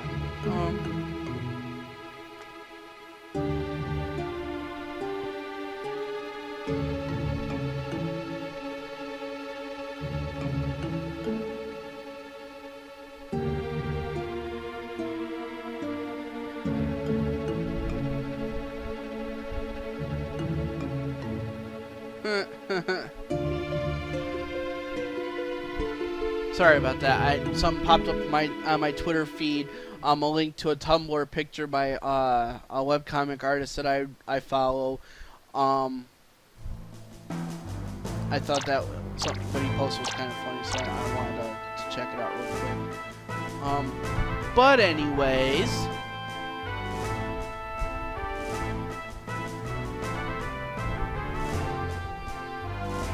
a feast to eat with your bare hands has been going on for 5 centuries.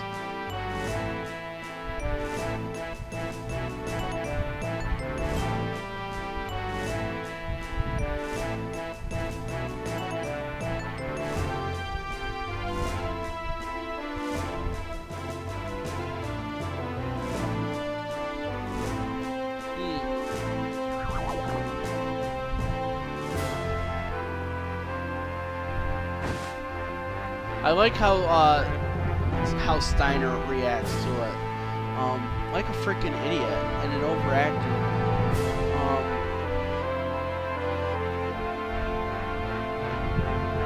Almost reminds me of those people back in high school that, if you told them something, they always had it worse, or it was always, they had, something was always going on that made it worse for them.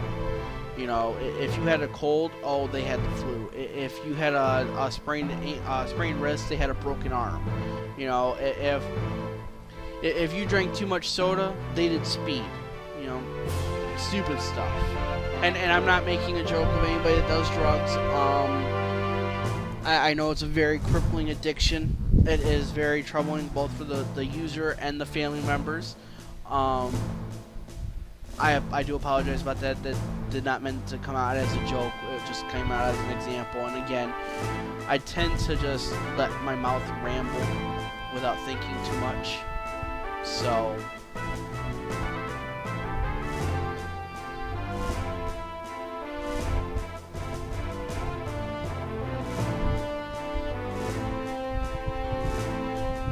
anyways, so Dagger or Princess Garnet is starting to show some level of independence.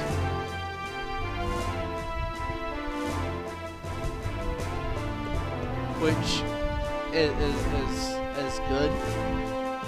At the same time, it's bad. It's kind of inappropriate at the time she's doing it. See, that scene right there, it almost looked like Steiner almost was about to run over Zidane hand. So, anyways, such is life. Such is life.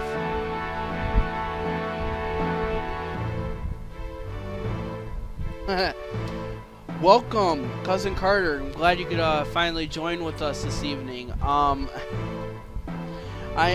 am we're about to do a break about 5 after. It won't be too long. We'll be back shortly. But I'm glad to have you with us. Sorry, as I said earlier in the stream, sorry I have not been streaming this past week or so.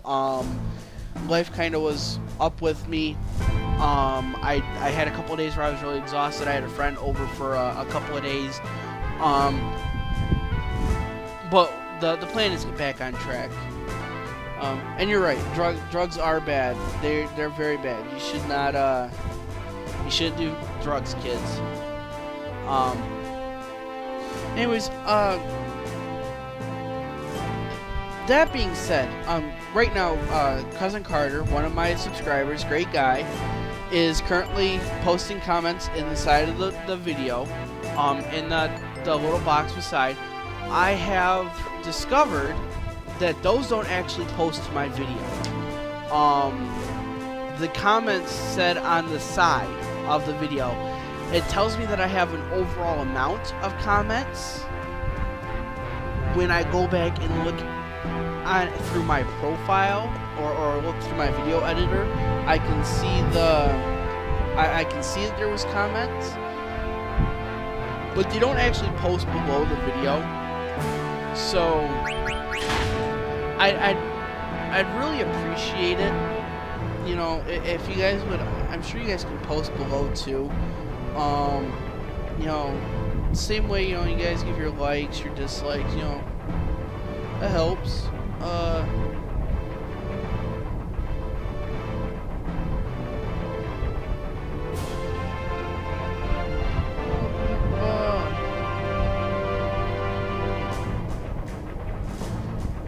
Anyways, let me make sure I have everything that I need as far as, so we're about to get another character. We lost Steiner and Garnett,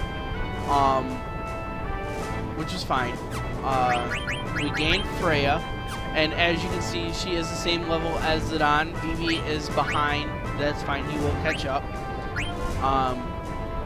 We're gonna go ahead and take all of this off and equip her with the very base.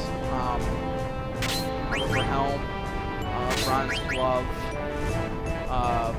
bronze armor, and see, this is Coral Ring. We got Insomniac, Man-Eater, and Lancer. Insomniac's what keeps them from falling asleep, which is great. Man-Eater allows them to attack human enemies and with more damage, and it absorbs. Okay, so it absorbs. It doesn't just half and nullify it. It actually absorbs thunder damage, which is awesome.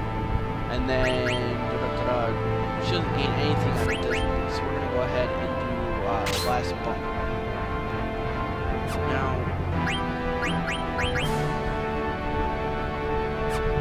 I thought I had other armor, and if I left that other armor on Steiner without thinking about it, I'm not going to be too happy.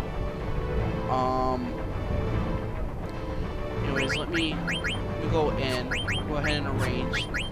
I should have, according to my notes, I should have one cotton robe, at least one. Yep, one cotton robe, needle fork, which I just stole, which should be up here in the weapons. Yep, one needle fork. One steepled hat, one glass armlet, and one glass buckle, which I know that I have. So, awesome.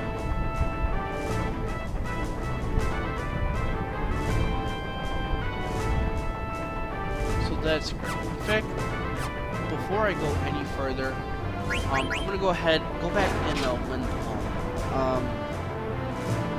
Now that I've got Gil to spend, for the purpose, I don't believe, as far as my armor situation goes,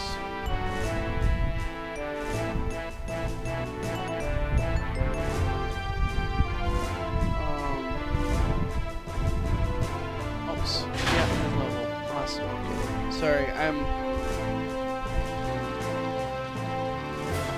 I'm looking up real quick because I thought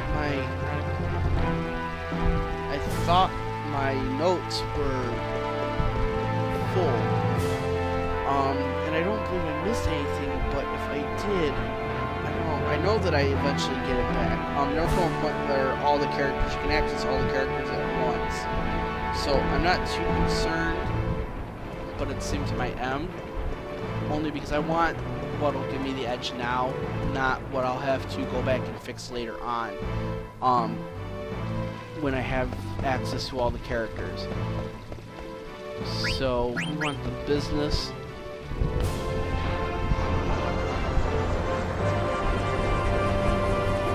District, and I'm like I said, I'm just looking up.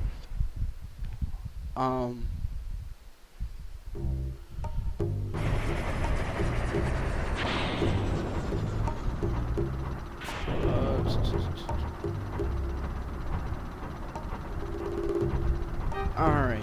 It looks like I didn't miss anything, but let me go back to the shop just to double check. It looks like all I should have had right now was, linen cuirass and bronze armor, because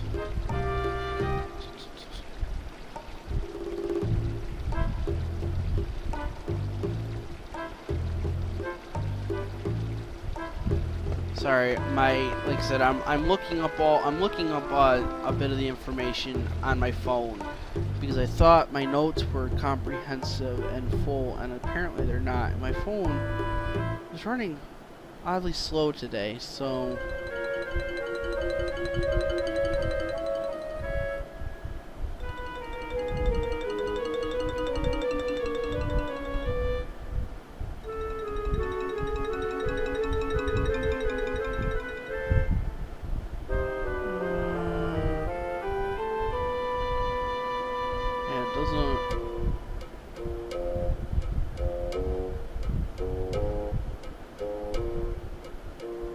I can't seem to. That's fine.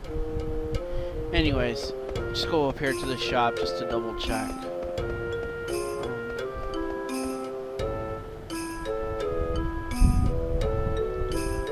Where can you get a copy of my notes? I've thought about publishing my notes as far as putting them online goes. I've thought about putting them on GameFAQs. Unfortunately, as far as Final Fantasy IX goes, there's a lot of user-written guides out there that they're very comprehensive and easy to follow. So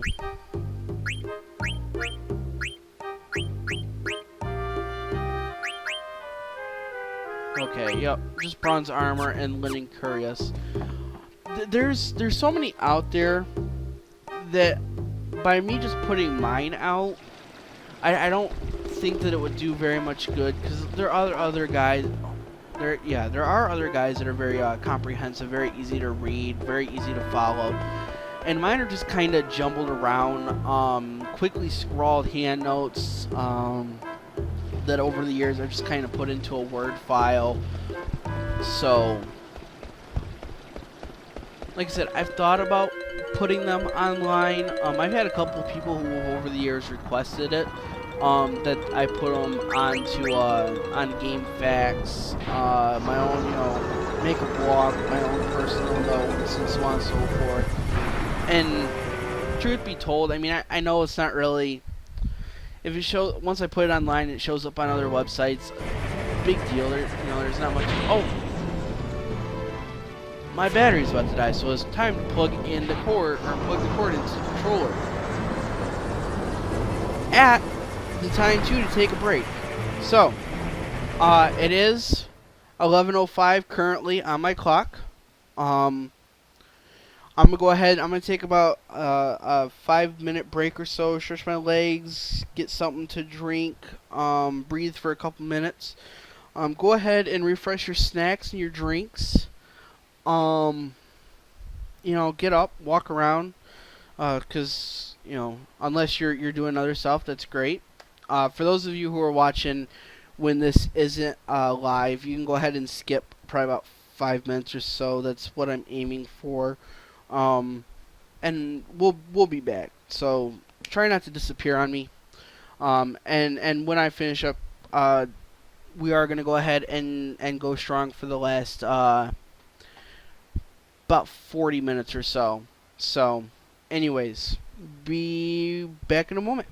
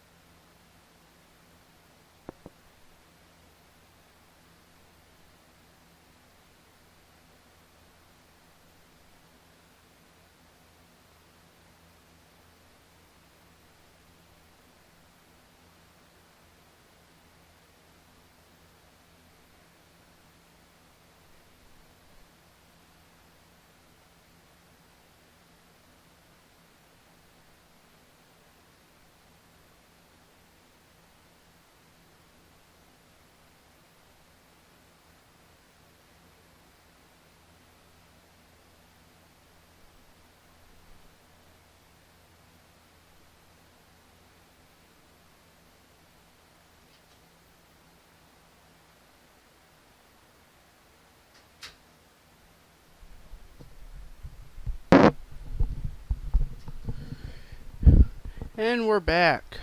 About 5 minutes. Well, like I said. Anyways. So. Got about 40 minutes left. 49 minutes left. We are about to get a new character. So. Oh, sorry about that. I don't know what that was all about. Anyways, like I said, we are about to get a new character. We're gonna have quite a bit open up to us as far as this goes. Once we've left the gates of Lindblom, we're gonna have a new character to pick up, as well as quite a few side quests open up to us that we're gonna do. Of which,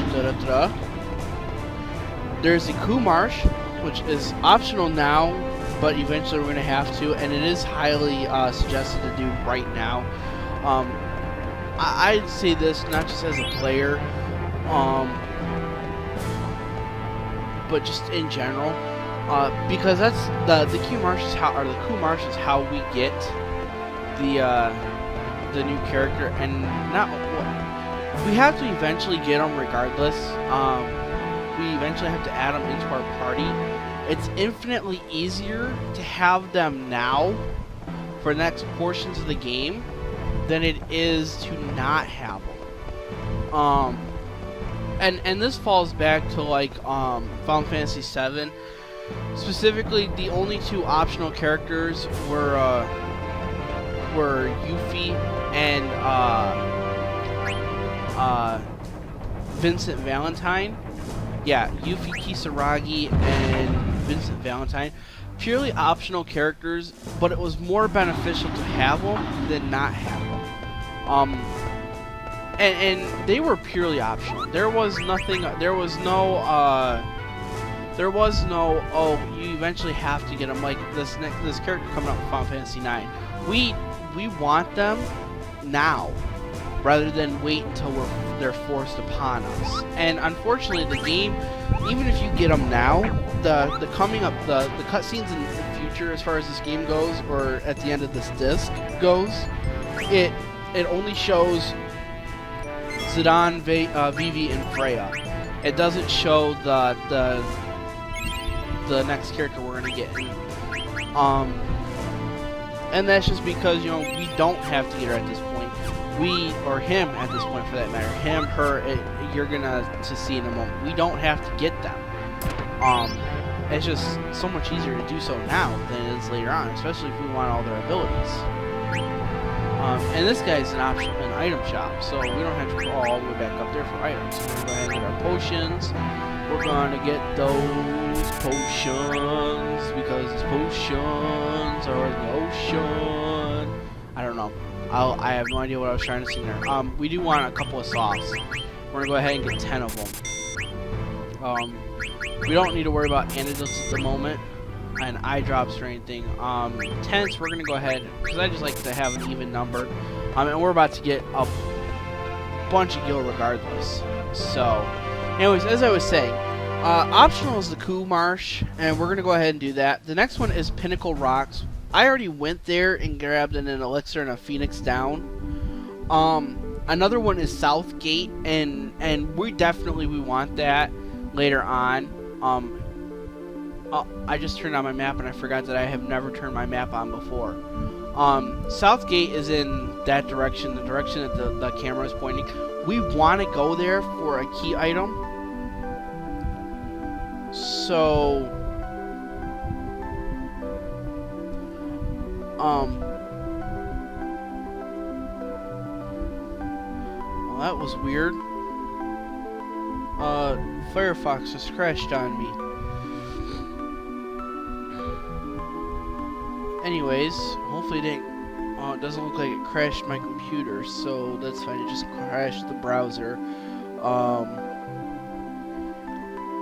Anyways, let me see.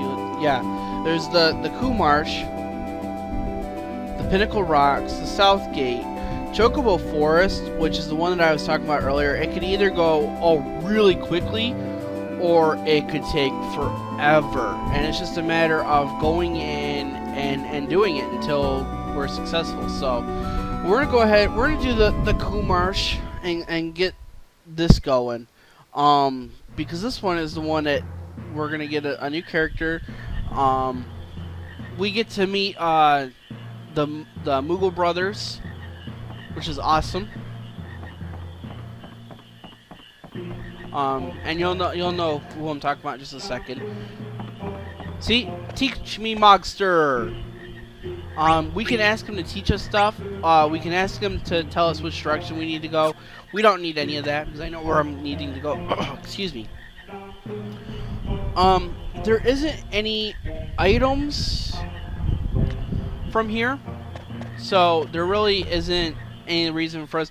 We just need to go forward, and we need to travel the path up to Hungary. This right here is the mysterious Gourmand. I did not introduce them in Alexandria Castle. I did not think about it. So we're going ahead and caught the frog, and we're going to go ahead and give them the frog.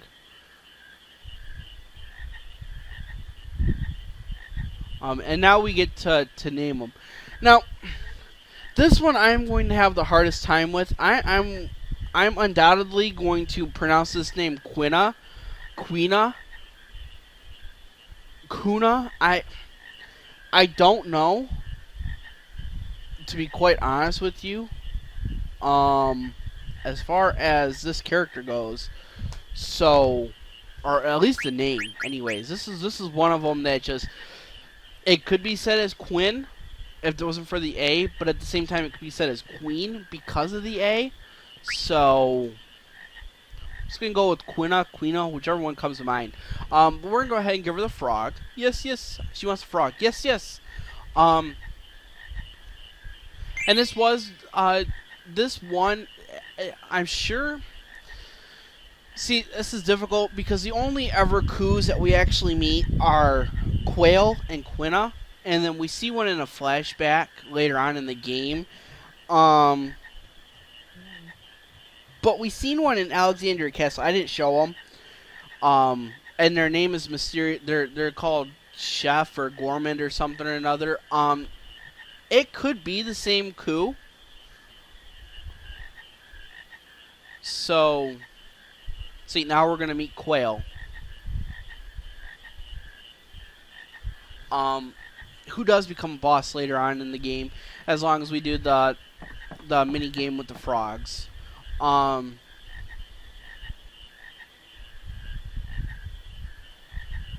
Yeah, so I'm thinking Quina was the one that was in Alexandria's kitchen. But she's a mysterious Gourmand from the Festival of the Hunt. So,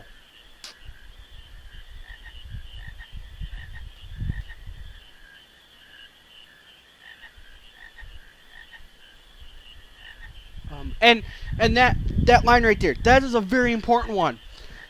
Frogs are very important to coups, and in particular, the frogs we get for Quina as Quina affects an ability that we're going to learn pretty quickly. It is a little time consuming, I'll admit. It takes quite a while as far as in-game time goes. But when when we've captured 99 frogs for Quina, I have that formula written down. Let me scroll through my notes real quick. Let's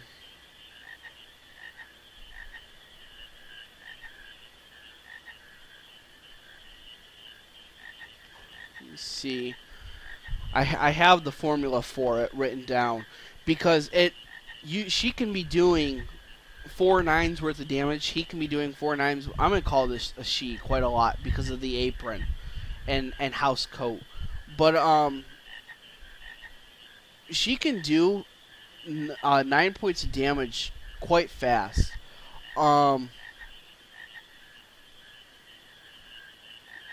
It's one of the Frog Drop is one of the very first blue magic spells that she learns quite quickly. We can learn it from Giganttoad, which we'll encounter quite a lot here in the Ku Marsh, and hopefully it should be our first. But the formula is damage equals Quina's level times the number of frogs caught. So early game or early frog wise, it can be a little slow as far as her level goes, but when you've gotten like 99 frogs and you're doing, and she's level 100, and I don't think it can ever go quite to level 100. I think it's level 99. But it is possible to easily get Frog Drop to deal 9999 as far as damage goes. It is one of the 4 strongest attacks in the game, tying with Zidane's, Beatrix's, and Freya's.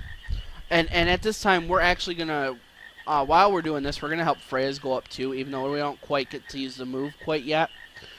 Freya's got a move called Dragon Crest, and for every dragon Freya slays, it helps her,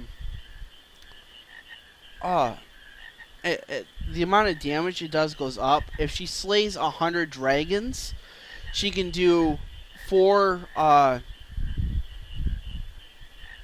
nines worth of damage. Unfortunately, we don't get Dragon Crest until probably about disc 4, something like that. It's an end game kind of move, and it's great. It's just like Zidane's move, Thievery, which is another one that does 4 nines, and that one's, I believe, based on the amount okay. Damage equals number of successful steals times speed divided by 2. And it can be and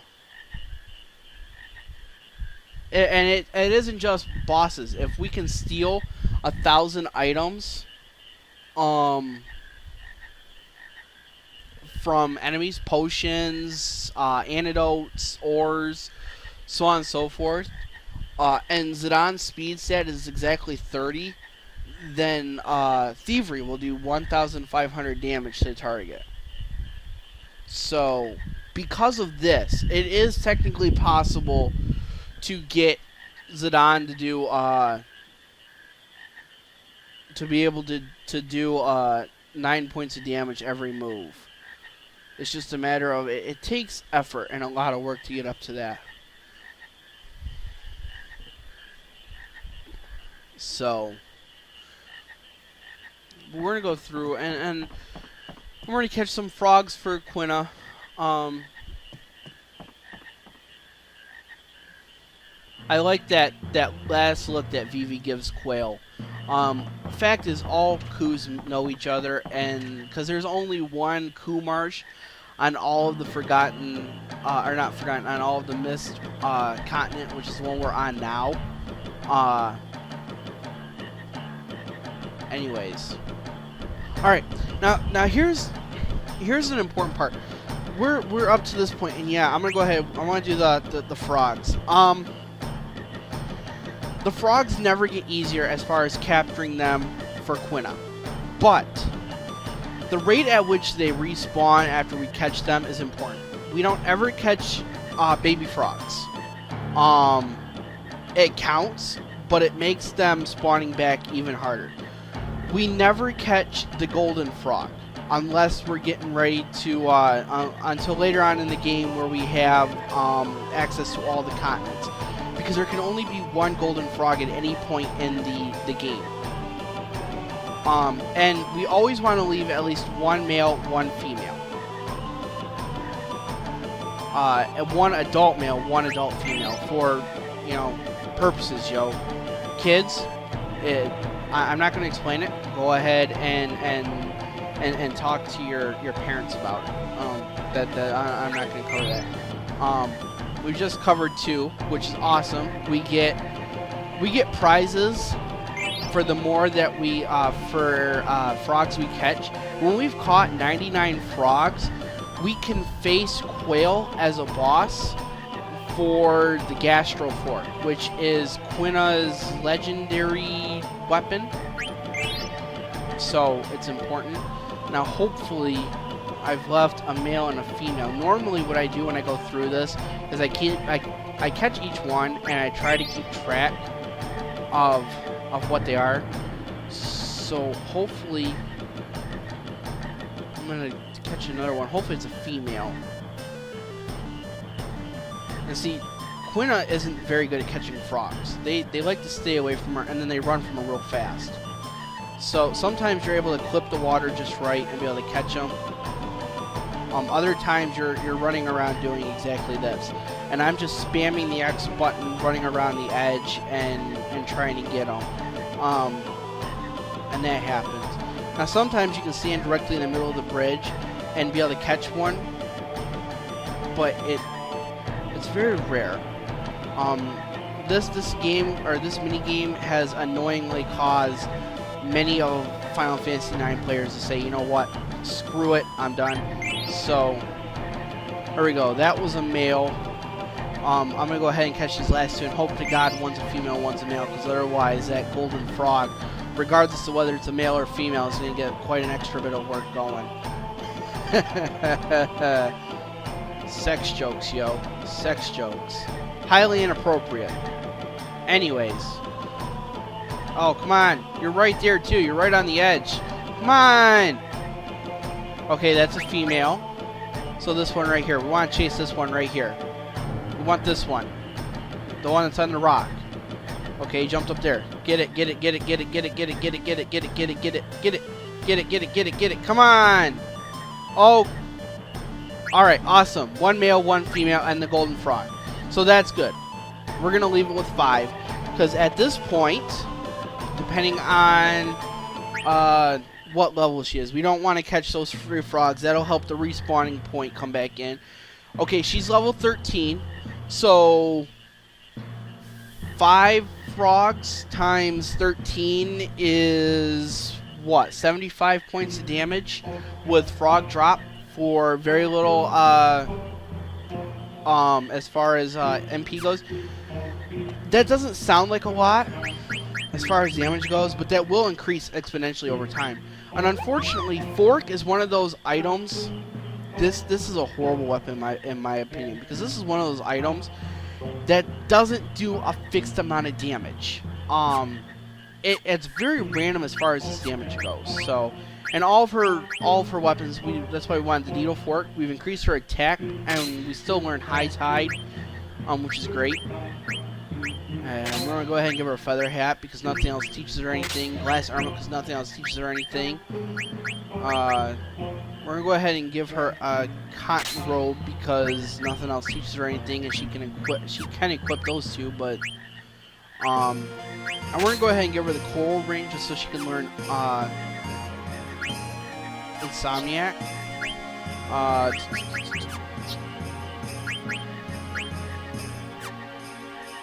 And I don't believe Vivi can learn anything from the yellow scarf. For that matter, I don't think he can learn anything from the... No, he can't learn anything from the bronze vest either. Oh, he can. He learns jelly. Okay, that's cool. We'll just give Zidane the leather plate. So, we give him Freya what she needs. We're going to give him the glass wrist. Add status, because we still have from the feather hat from before. And then we're going to go ahead and we're going to leave him with the feather hat. And we'll get a weapon for him later on. Now, on the other hand, if we took... No, see, I don't think that Vivi can learn anything from Cotton Rope. No, so... And he already knows Thunder. Vivi already knows Thunder, so there's not really any point. And he doesn't learn anything from either of these. But the Desert Boots does give him... a point in Spirit and 2 points in Evade, which is fine. And then...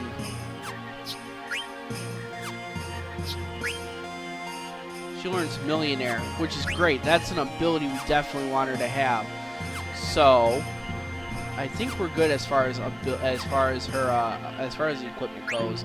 Go ahead and arrange. She is level 13, which is good. So now it's just a matter of getting the enemies to come up in this area. And as far as the Coup Marsh goes, we're looking for a Serpion, an Axatol, a Gigantoad, and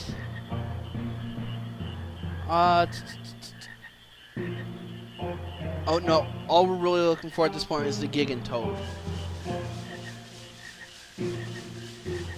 So everything else we can get on the outside of the Coup Marsh. So we're gonna try to run back and forth and get the Gigantoad. And we're at this point in the game, we're actually going to we're gonna follow a formula. As far as for the enemies that Quina can eat, because that's how she gets. Oh, we even covered an Axatol, which is great. Except for now we're back attack. Quina's going to attack. Vivi's going to attack, and hopefully Quina doesn't outright kill him. Freya's going to go ahead and defend except for the stronger enemies, and Zidane is going to steal.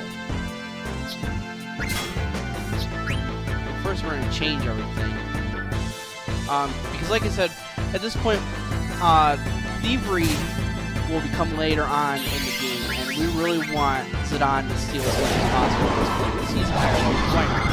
And Freya's a higher level, so why not?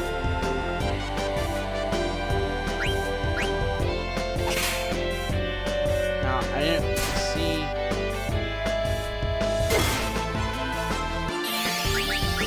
I didn't see what if I had the attack last time.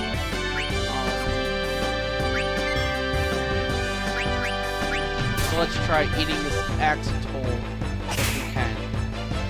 And we only have to eat one of each enemy, so no can eat till it's weaker. I'm gonna go ahead and use Frey to attack the second one down here.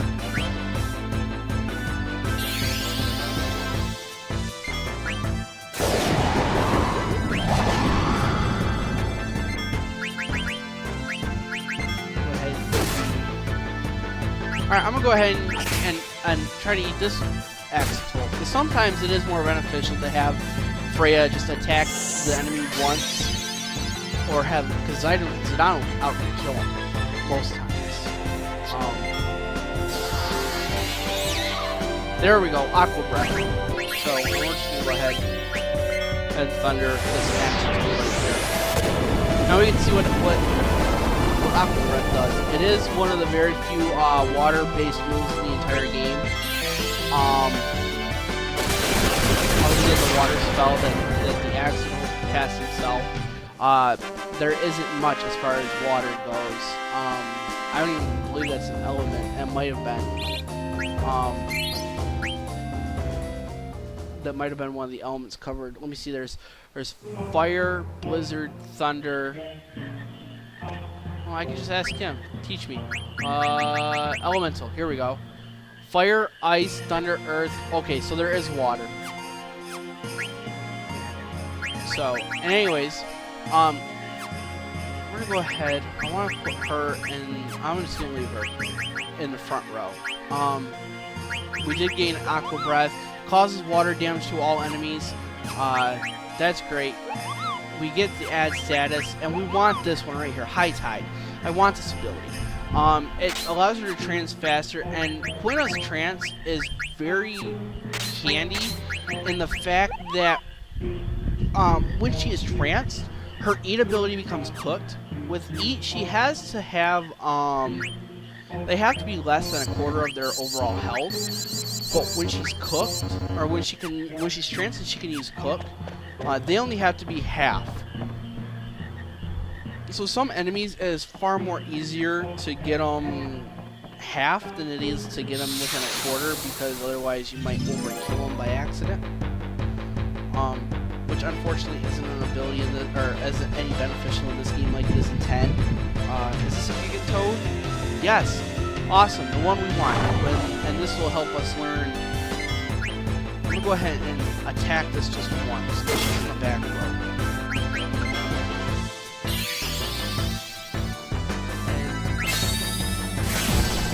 Oh, glowing eyes. Really? Okay. Try eating it. Because I really want frog drops from her, or from this one. No can eat until weaker.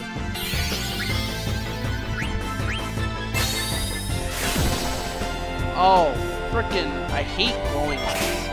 Thank God, I'm being able to learn Insomniac soon. And I believe all of you can learn Insomniac, so weaker.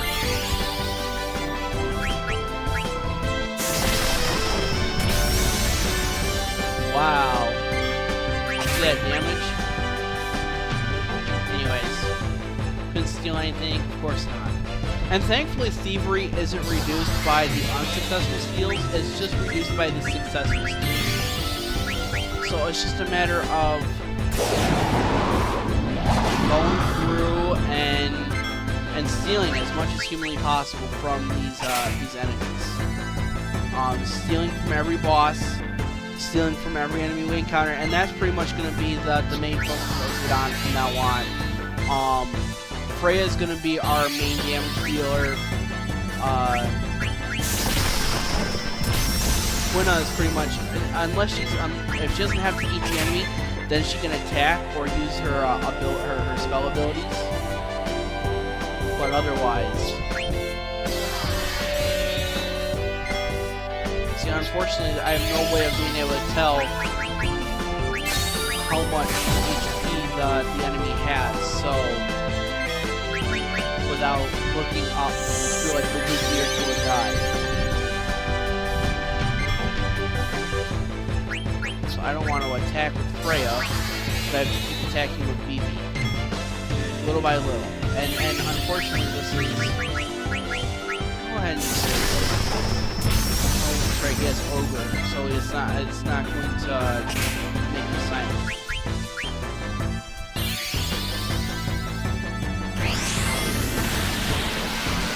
Darken them, that's one thing. If you physical attacked. See, and I don't want Quina to attack me either, because she has the potential to outright kill him.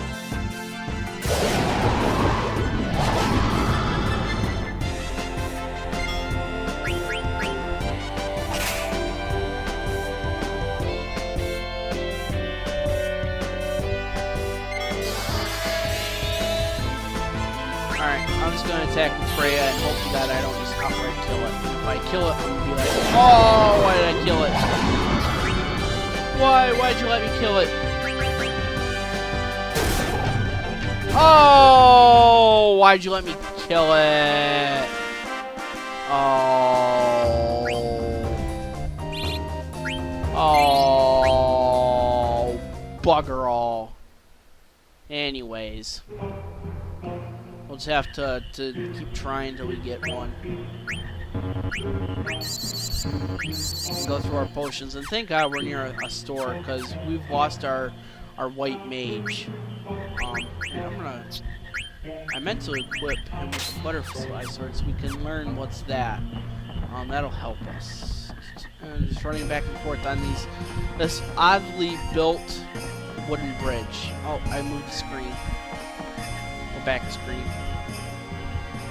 It's a very awkwardly built wooden bridge. You know what I mean? Who built it? Why'd they build it? Why is it curved?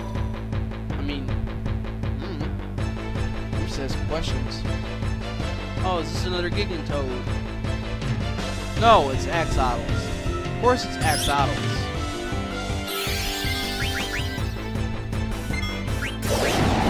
Unfortunately, Axolotls are not dragon type enemies, so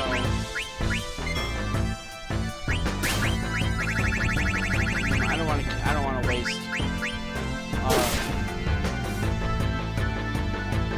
I have no interest in wasting her MP on water or on Octo Breath. See what I mean? 456 damage.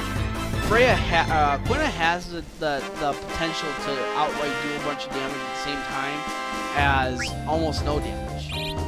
It's just her means of physical damage is like weird. I know someone had the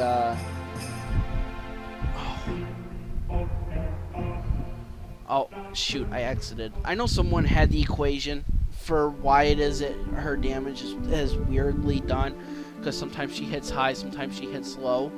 I'm not sure. That might be on the Game Facts board somewhere, and I'm sure that if I looked hard enough, I could probably find it, or visit some active boards, and I'm sure someone could, drudge it up somewhere. Such is the gaming community. No information is lost forever. If you can't find it, someone else should. I'm gonna go ahead. I'm gonna let Freya attack.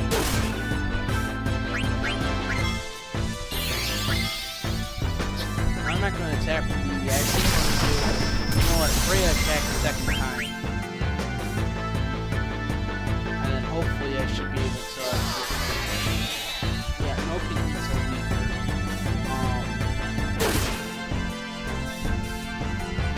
Now, hopefully. This hope anyways.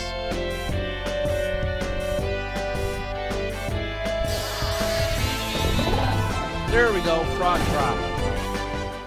Awesome, awesome. Awesome sauce on top of some awesome pasta. Yeah, that was absolutely horrible. So, anyways, that's 2 enemies taken care of as far as the Kumarsh goes. Now we're looking for the hedgehog pie and a serpian, and luckily the serpian we'll see quite a lot of serpians. Hedgehog pie though, they're rare, and we can only seem to be able to find them in the Kumarsh area of the overall world map. So unfortunately, Quina's blue magic takes up probably about just as much time as the chocobo. So now, not every we're not going to eat every enemy that we come across, because Clipper, we could have learned Aqua Breath through Clipper just the same. But I am going to go ahead and show you Frog Drop for 10 MP. This should do 75 points of damage. 65 points. Oh, I guess that makes a little more sense. 13 times 5. No, because 12 times 5 is 60. I don't know. But anyways, yeah, and that damage stays constant until we eat more frogs. So, like I said, at beginning Frog Drop really isn't that strong compared to other attacks. But once you've eaten, once you're level 50 and you've ate, 50 frogs, then you're not too bad. It doesn't really show its real strength until the very end, and it is more of an end game move, because at level 1 with 99 frogs, she is doing about 100 points of damage, 99 points of damage. At 99 frogs at level 10, she should be doing about 990 points of damage. So it's just a matter of her level. And it is possible. Don't get me wrong. It is possible to in fact have 99 frogs before moving on to the next boss. It is very time consuming. It is very aggravating. You do a lot of waiting outside of the Coup Marsh because that is the only way that the frogs reproduce. And it does run your time clock up quite a bit. But if you're one of those types of people that has no problem like spending 70 hours in Final Fantasy 12 to be level 99 before you even get past 4% of the overall story in the game, then you're not the type who's going to balk too much at the fact that you've got to wait around for probably about just as long to get that many frogs. So, right now, hopefully we encounter a hedgehog pie. We can get them in the forest, and I might just stop messing around with him because we need to. Oh, there's Vice. Here's an enemy that you definitely want.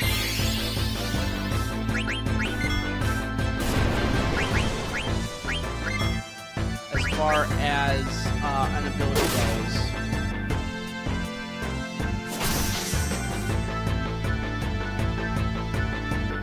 It isn't the most amazing ability, but... Oh, there we go. We learned Vanish. Yeah, Vanish isn't the most amazing ability. It just makes it so physical attacks miss. Which sucks against enemies who use magic, because magic attacks always hit you with your range, or have a high rating of hitting you, while physical attacks miss. Frail and antibody, which means that you can finally switch equipment. And the entire point of all this while I'm eating the enemies is, you don't realize it, but at the same time I'm grinding out their abilities. So it gives you, something to do while you're grinding out the abilities. See, there we go. We already did bronze gloves, so now we're going to do silver gloves, and the next will be mithril gloves. So, but I'm going to go ahead and I'm going to go to the top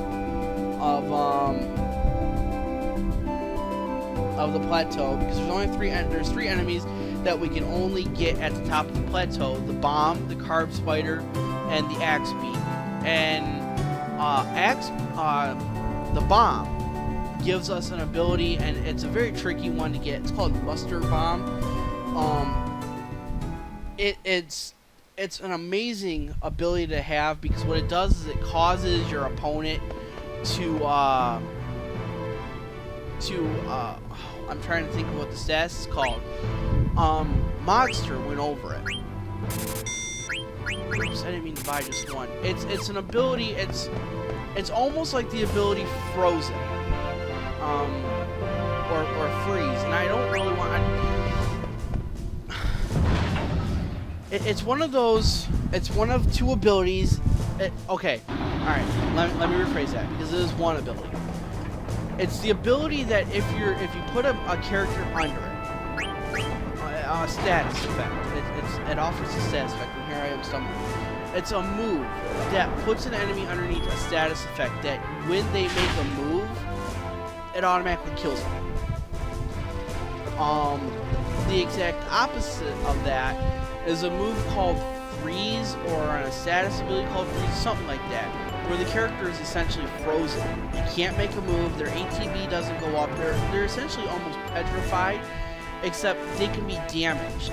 And all it takes is a single hit, physical, or magical, I believe. I think magical will do it too. But when they're underneath that status, one hit instantly kills them. And instantly, it's an instant KO. There is only a very, very, very, very select few of enemies in this entire game that will put a party member underneath that status. One of them being a future boss, which he doesn't do it very often. I think he has like a 13% or a 15% chance of ever using that move in battle, but it does happen.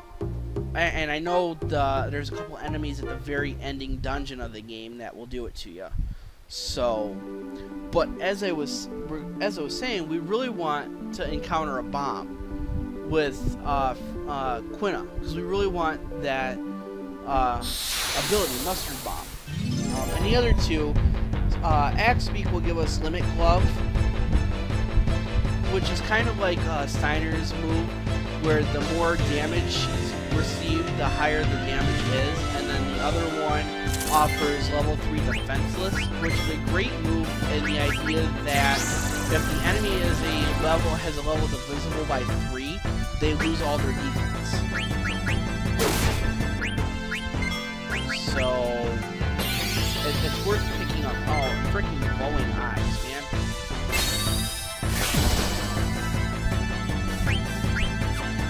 I don't want to hit Hero with freaking Zidane and fear of killing him. So we're gonna slow. There we go. Level 3 DEF less. Great way. It lowers down their defense, which is a good move. I just don't ever see it. It doesn't ever come into the Limit Glove, though. Eventually, it will come. It will do its fair share of damage.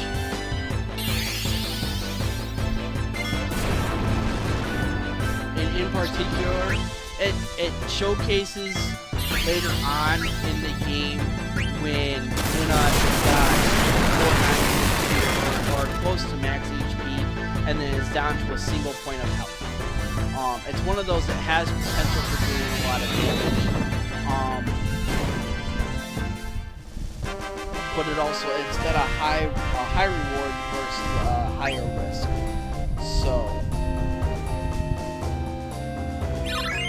Oh, it is 7 minutes to. I didn't realize our time was catching up to us that far. So we got 2 of the enemies from up here. So hopefully we can get a bomb before I need to call it a night for this live stream. And we can at least get 6 of the abilities. Yeah, 6 of the abilities of Quina's tonight.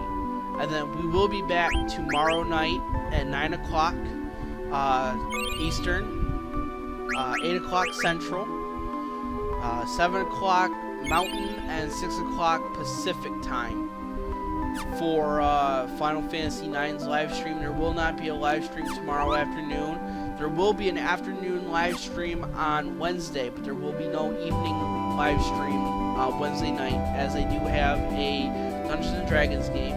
I will be playing 5th edition. I believe I will be playing a Dragonborn Cleric or a Dragonborn Fighter. I haven't made up my mind yet.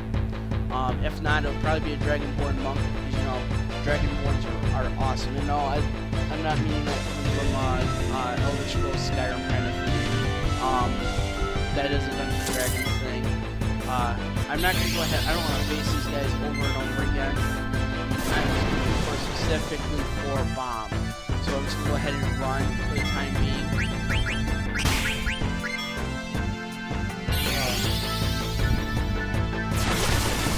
And I might let this live stream go until I can encounter a bomb and Quina can eat it. Hopefully it won't be too long. But anyways, you know, if you guys liked this live stream, please do me a favor and go ahead and click that like button. That lets me know you guys liked it. I appreciate it. It lets me know you guys appreciate what I'm doing here, that I'm playing the game. Go ahead and post a comment below letting me know whether you know, if you liked it, if you didn't like it, what your comments are, your questions, suggestions, so on and so forth. You know, I asked a few questions throughout this live stream. I'd love some answers. You know, if people have, oh, there we go, a couple of bombs. We'll go ahead and take care of one right out. So go ahead and let Zidane attack. Oh, and that might actually be enough to take care of it. Because bombs don't have the most HP. Hopefully, though, we can keep it from exploding. Ray doesn't have any jump attack yet. Oh, and of course, Zidane Trance. Why not? But anyways, Twitter is attached to the YouTube channel that is at Echamil J, or spelled exactly the same way YouTube is. You can click it on the banner on my main profile. Oh, there we go. Awesome. We learned it. Just in time too. Woohoo! We'll go ahead and use trance on them to end the battle. And then that's where I'm going to end tonight. I will go ahead and save after the end of this. But, yeah, go ahead and follow me on Twitter. That is how you keep up-to-date news on my live streams, as well as asking me questions. I will go ahead and answer any questions posted to comments, as well as to my Twitter. Do not feel free that you only need to privately message me. No one is going to judge you. I'm not going to judge you. I'm not going to, give you a bad answer or make fun of you in any such way. I would happy to have your comments, on the video. Maybe someone else has that question and they just have never asked it. And, I'm answering it for you and answering it for them. If you want to continue to be up to date and wanting to know when I go live, the best way is to go ahead and subscribe to this channel on YouTube. You will get, I believe, an email, an email from YouTube in your email address, your inbox folder. It might possibly go to spam. I hope it doesn't go to spam. Letting you know that I have gone live. Again, I do post that information on Twitter ahead of time. I do a countdown. I let you guys know a good couple hours in advance. I am hoping to keep to the same schedule throughout the entire time, or for the time being. The tentative schedule is Final Fantasy IX at night, Bloodborne during the weekdays, and something special on the weekends. But as I said, we are coming down to a close. It is 2 minutes to midnight Eastern Time. I've enjoyed playing this. I've enjoyed you guys watching. For those of you who didn't come and catch us live, that is okay. I do hope to do this every night. You can by all means stop in at any time. Watch a few minutes here, watch a few minutes there, say hi, let us know, and then so on and so forth. But yeah, I mean, I have enjoyed playing. I've enjoyed having you guys. Those of you who came in, said something, had who joined us, were able to watch the entire time. There's been only a couple of you, and that's fine too. I appreciate it. But again, I mean, my name's been Echamil. I've played Final Fantasy IX for the PlayStation 1 tonight. We will be back tomorrow evening with more Final Fantasy IX. We will pick up where we have left off. Tomorrow night's goal is to finish up Winners, as well as introduce the Chocobo game. So again, I've been Echamil. You guys have been great. Thank you for enjoying your drinks, your snacks. Thank you for sitting back and relaxing and watching me play some Final Fantasy IX for the PlayStation 1. You guys have been lovely. You guys have yourself a wonderful evening.